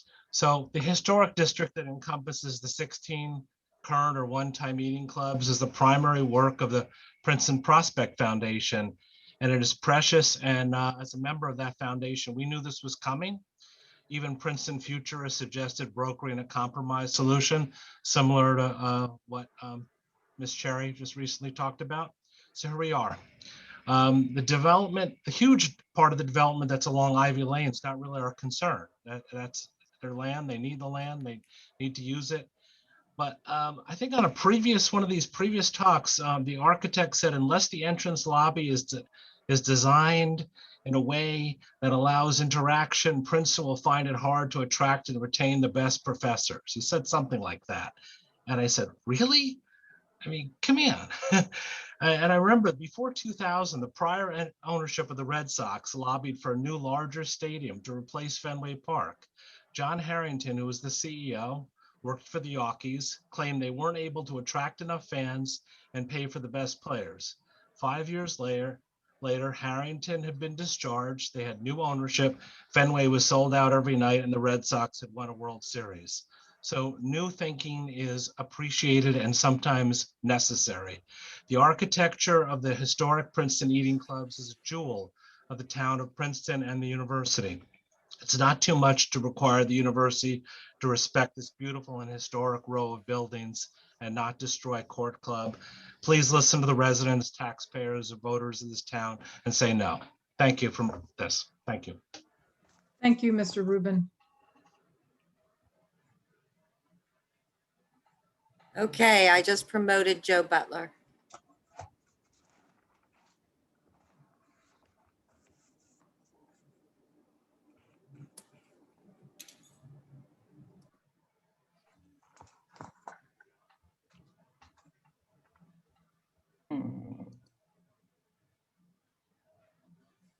Great. If you could raise your right hand. You swear or affirm the testimony you're about to give will be the truth? I do. So sworn or affirm, please state your full name and spell your last name. Joe Butler, B-U-T-L-E-R. Thank you. Sorry, I lost you there for a minute. Go right ahead, Joe. Good. Thank you. I have a prepared statement that I will read. My accent is more Philly than French, for which I apologize, but I'm going to muddle through. And Joe, we're going to mark that as Exhibit 05 virtually. Okay. And if you can get a copy to Kerry. Sure. Thank you. Okay, thank you. I'm chair of the Princeton Coalition for Responsible Development, a nonprofit organization that was formed to advocate for a more effective and collaborative approach to land use development and redevelopment in Princeton. We are not opposed to any new development and redevelopment in our town. That said, we do believe in smart, eco-friendly development that will respect and build upon Princeton's unique character and reflect the voices of its residents. Princeton University is undertaking a major endeavor, and we support the project generally. PCRD asks that the university use its considerable talent and resources to find a solution that protects the historic streetscape and community and is consistent with both the master plan and sound environmental practices. PCRD supports the efforts to protect the historic former Court Club in its current location and to protect the 3 homes on Prospect Avenue from demolition by Princeton University for its ambitious ES&C's project. More broadly, we are concerned about the disregard for key provisions of the Princeton Community Master Plan and the diminished prospect for the recommended evaluation of Club Row as a local historic district that Princeton University's plan represents. Each degradation of this lovely part of town becomes yet another step toward further undesirable changes throughout Princeton in the future, thus diminishing building by building and lot by lot what makes Princeton so attractive to those who live here and to those who visit. Recently, the town has witnessed financially capable property owners neglect buildings and facilities only to turn to the municipality for relief by pointing to the poor state of the buildings that they own and they have let deteriorate. Rewarding such bad behavior isn't something that is good for the town in the short run or the long run. Our historic buildings are important and deserve protection. Additionally, as others have noted, the environmental impact of demolition isn't consistent with sustainable development. Adaptive reuse is vastly preferred and should be the standard in our historic districts and throughout town. There has been considerable resident concern about a number of recently proposed development projects in town. Since the beginning of 2021, the list includes the outsized Graduate Hotel, the declaration of the Princeton Shopping Center and adjoining properties as an area in need of redevelopment, and the poorly considered plan to add employer parking to our neighborhood streets. Each of these projects engendered strong reactions from neighbors and concerned Princeton residents. Each of these projects has felt rushed to accommodate the desires of the developing party without public input. We urge all the players in these dramas to seek common ground and areas for compromise. With the wealth of talent and creativity that courses through our town, we can do better than our current practice. We urge the university to reconsider its plan, and in the absence of that, for the planning board to reject this request for variance. Thank you. Thank you, Ms. Butler. Okay, I just moved over Alan Goodhart. We have 3 more individuals who need to speak, but one person has already spoken to the board. Okay. And we're gonna conclude at 11. So let's try to get everybody in here. Mr. Goodhart, are you here yet? I'm not seeing him. There we Oops, go. there he is. Yeah. If you Take could raise- yourself off of mute, Mr. Goodhart. You're muted. Okay, great. Thank you. If you could raise your right hand. Do you swear Yes. or affirm that the testimony you're about to give will be the truth? Yes, I do. So sworn or affirm. Please state your full name and spell your last name. Alan Goodhart, Goodheart. Thank you. Go right ahead. All right. I was born to Princeton in 1941, and I'm now 80, so in 60 of those years, I've actually lived in Princeton, going off to college in San Francisco in the Summer of Love, things like that. And things have changed a lot in the town since then. And I've seen a lot of changes. Went to high school from 175 Prospect Avenue.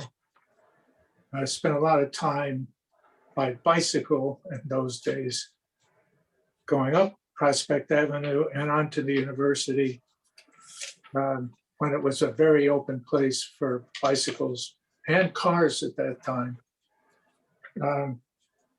And now in these later years, I've seen a lot of new building, a lot of it really good.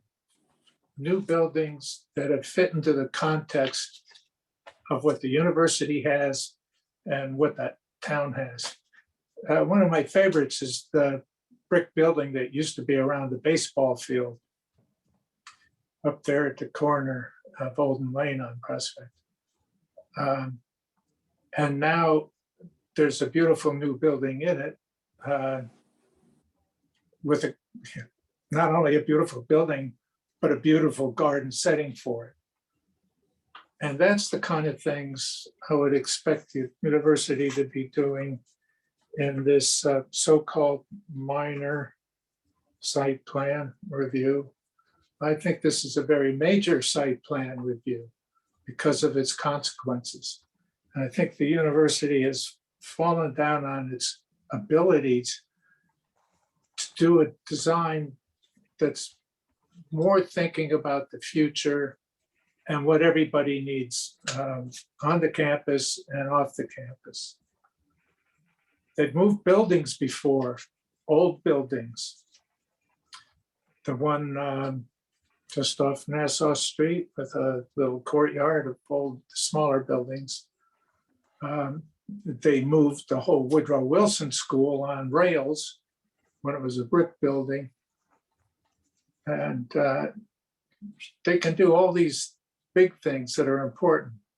Well, despite its title as a minor site plan review, obviously you can see now that it's major and very of great concern to everybody. I think the university really needs to go back and find a creative answer to all these things. And Kip Cherry's presentation of how you can combine old buildings with new buildings, I think is good. I've seen a lot of that in my day. I went to Harvard and they took old buildings, changed floor levels even, made them up to codes and all like that. Got a university that can do better than this.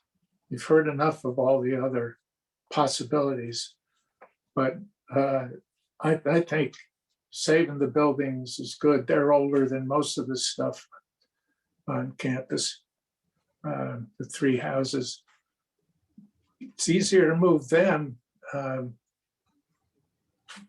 than it would be to try to move the court building across the street and then spin it 180 degrees around. I think there is a question about where to move things, but not destroy them. I think that's enough for me. Thank you, Mr. Goodhart.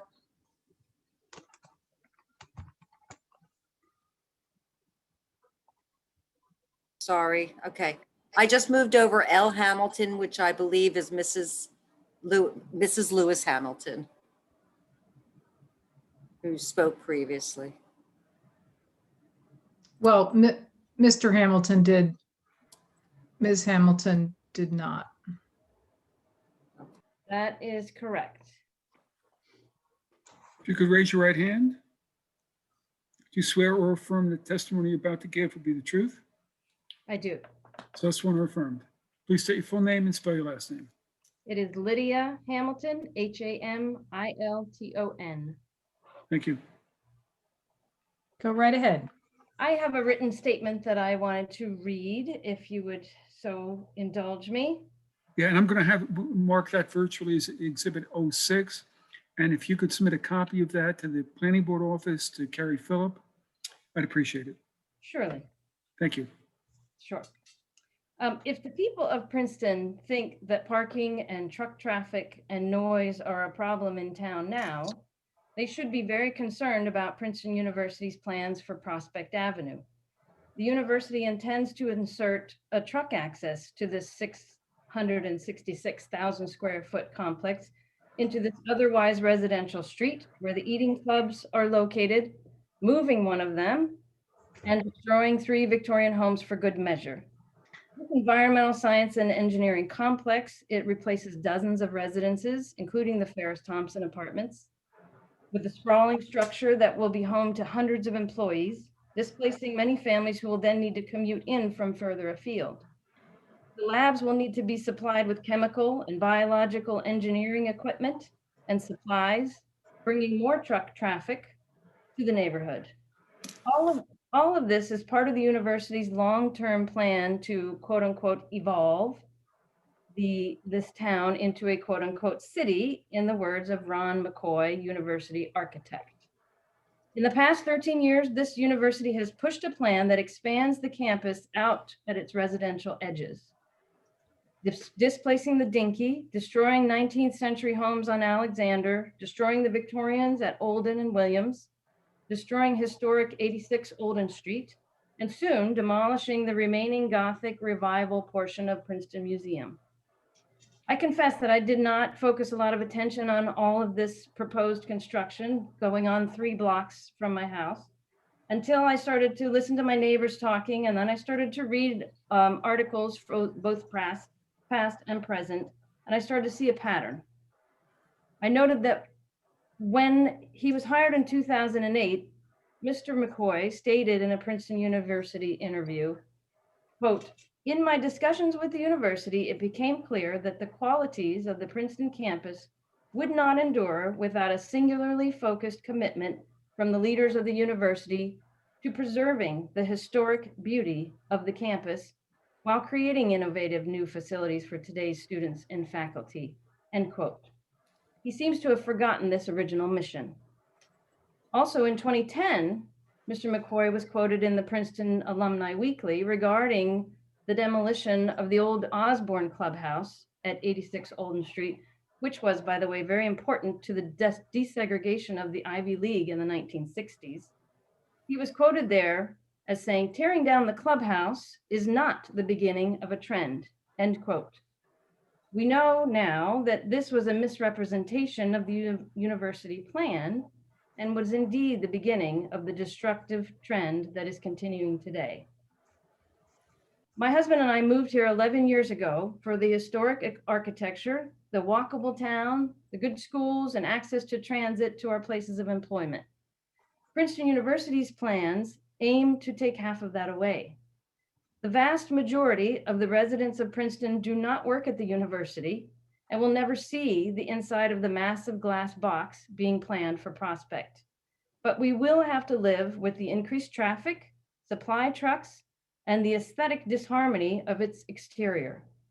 I urge the planning board to deny the variance sought for the proposed Prospect Avenue intrusion and keep Princeton a town for the whole community, not just the researchers. I thank you. Thank you, Ms. Hamilton. Madam Chair, I did not move the next individual over yet. It's Christine Lewandowski. She spoke at great lengths last time. Do you want me to have her speak again? Are there any other hands raised? Yes, we have two more people who wish to speak. Okay, well, so we're not going to finish with public comment tonight. But to answer your question, I think that it's only fair when we do get to additional people that folks who are speaking for the first time speak before people who are speaking for the second time. And that we're very careful not to have people speak a second time and say the same things they said the first time. Anyway, that's for some point in the future. I'm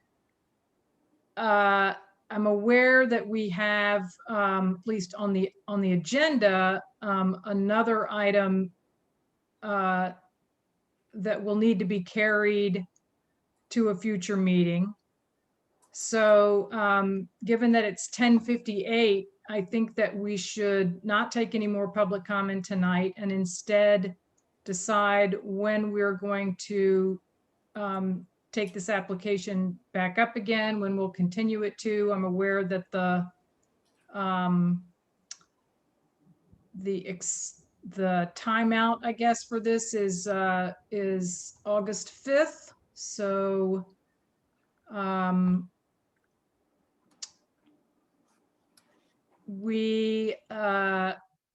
I guess what I'm going to propose, and I'd like to know what others think, but just to sort of cut to the chase, is that we set aside the meeting of September 23rd to have only Princeton University applications, so that when we get started at 7, we are continuing with this application in hopes of finishing it that night and commencing with the ES&C's application. Louise, we have some smaller things that are coming to us that we're going to try to potentially address on September 9th, but we don't yet know whether we can schedule a meeting for that night. I support that plan, Madam Chair. I think we should put both the continuance of this and the bigger application in one meeting, start with public comment and go to board comment. I'm assuming that that's what you're proposing. Yes, but then All that the agenda be confined to these applications, because they are, big and important and of great interest, and I just don't want to see another meeting happen where we don't get to it until 9:30 or something like that. I see the wisdom in that. Madam Chair, what's the other application that would be on? The environmental studies and the School of Engineering and Applied Science. So that it's basically sort of almost coupled with, they're two separate applications, but it's the ES&Cs that the big project that basically displaces the Court Club building, which is why we have this application we're talking about now. So Madam Chair, did you say that this September 9th is not a possibility? No, we can't commit to that. No.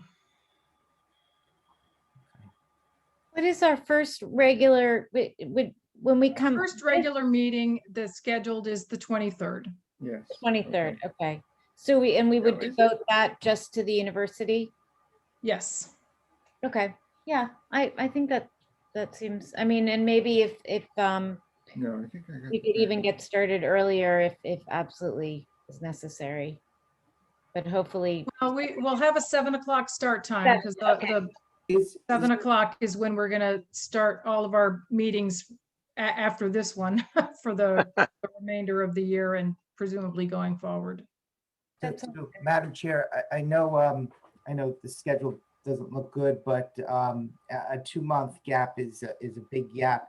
Is there a way that we could look at the 23rd and another date in there as well?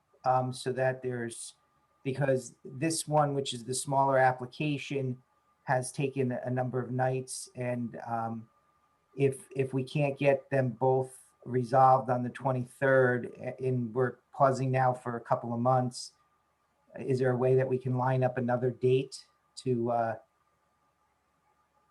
both scheduled and then carried to that second date?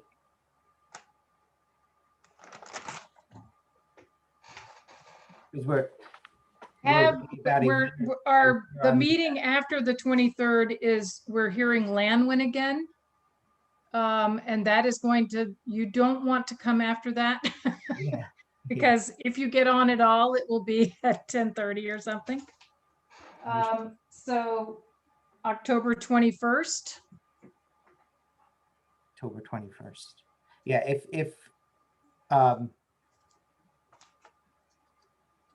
and there's no possibility of a July date? No.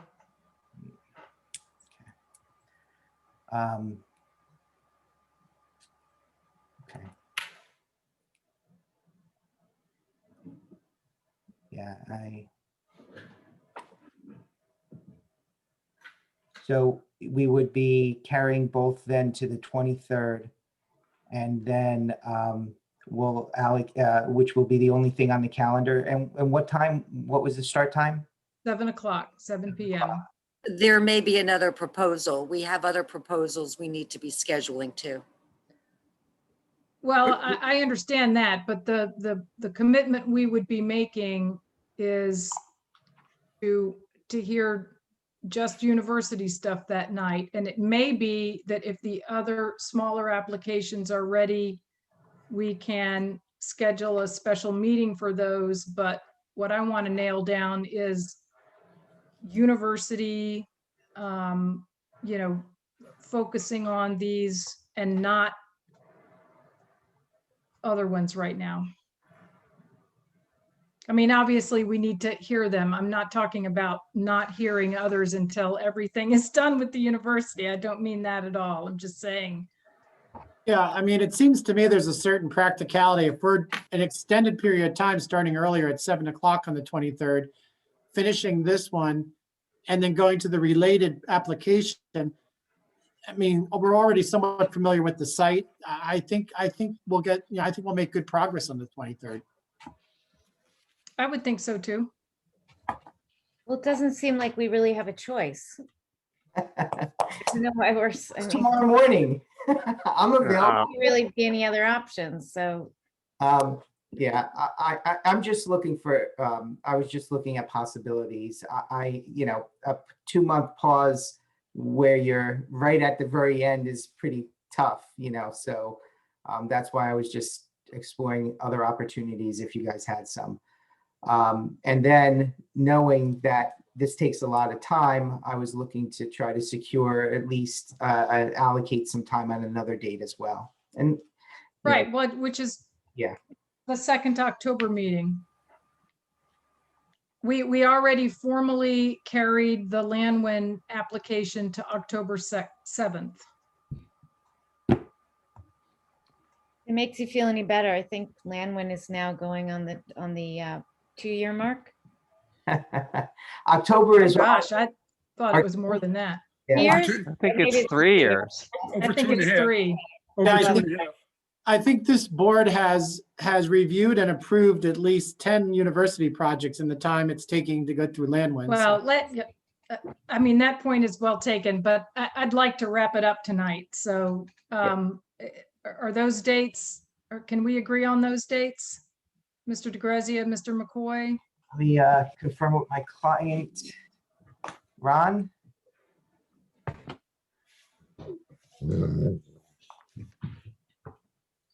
Well, these are significant delays.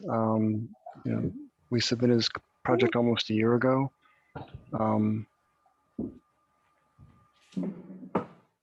this is really significant.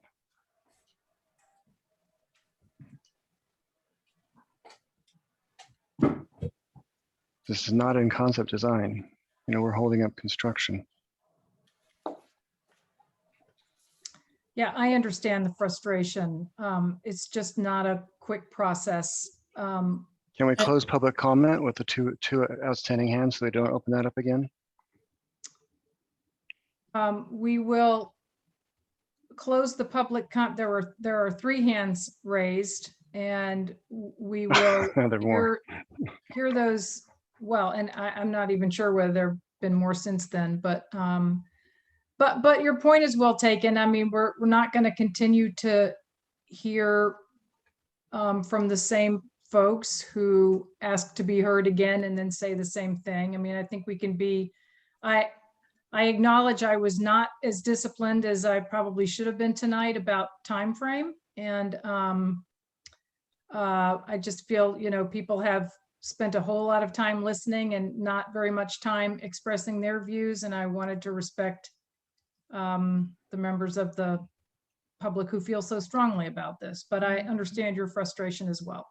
Madam Chair, I just wanted to say, you know, I appreciate the university's frustration that this is taking, you know, as long as it's taking. It's of course important for us to hear from the public, but you know, the whole East Campus development, it's multiple components, and I'm really proud of how hard not only municipal staff but this volunteer board, the time it's put in to hear all the multiple components of the East Campus plan. I mean, it isn't just the engineering school. Look what we accomplished in the last year and a half. We've had special meetings to accommodate the university. So I think Ron needs to be a little fair that we've really worked hard to accommodate the university. Every project seems to be of utmost importance. We've tried to meet these timetables and we're still trying. And I would also like to say on behalf of our staff that we don't have the resources and the staff resources that the university has. We operate on a shoestring budget, as the university well knows, and our staff have been incredibly overtasked in the past year, just dealing with our affordable housing obligations. We have had nonstop special meetings just to try to get through the year. We like to give our planning board a break at the end of the summer. I think they deserve it. It's the amount of time that has been spent on university applications in the past year supersedes all of everything else, including, I would say, even our affordable housing obligations. And I think you have to give our staff and our planning board some degree of understanding. Understood. I was asked for my assessment. Fair enough. So can we then agree on the 23rd and then the second October meeting? Yes, so the 23rd, and you said, is it 7 o'clock? 7 p.m. Yes, 7 o'clock. Okay. And then the second one in October is the 21st, I think. That's correct. Okay. Also 7 o'clock.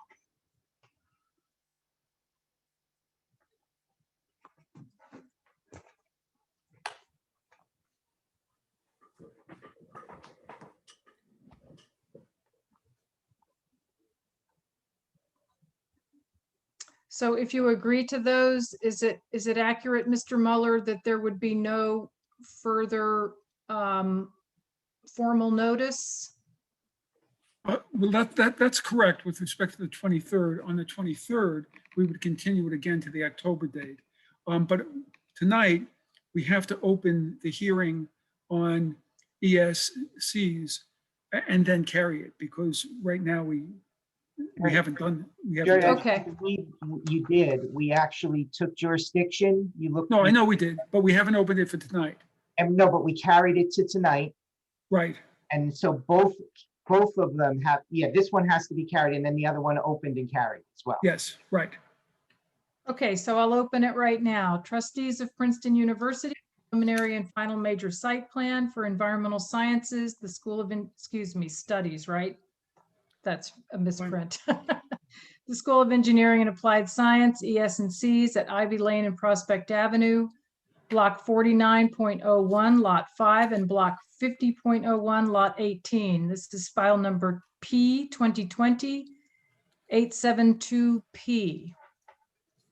So we're opening this not as a public hearing, but just to read it into the record and continue it to September 23rd. September 23rd. Right, at 7 o'clock. And for the members of the public, they will not receive any further notice for the hearings on the 23rd with respect to ESCs and with respect to 91 Prospect, which will also start, which will be first. And we'll continue and finish up the public comment and hopefully the application. But there will be no further notice as to that also. Okay. And for the record, for people that would like to participate, they go to the municipal website on that date and can get the agenda and link to the meeting on the agenda page. Yes, that's You will be correct. Thank present you. there. I just want to make that clear for the people that are listening, how to Yeah, get good. on. Thank you. Yes. Okay, thank you. Thank you. Thanks. Thank you very much. Appreciate it. Thanks for your work. Thanks for your patience. Thanks to everybody who tuned in and spent all night with us. And Mr. Mr. Cohen? Cohen, Councilman? Move to adjourn. I was just going to wish Tim happy trails as he leaves this weekend on his bike ride, but maybe he can just second your motion. I will second the motion to adjourn. And as the song goes, see you in September. Good night. See ya. Good night. All Good in night, favor of all. the motion? Aye. Aye. Thanks, everybody.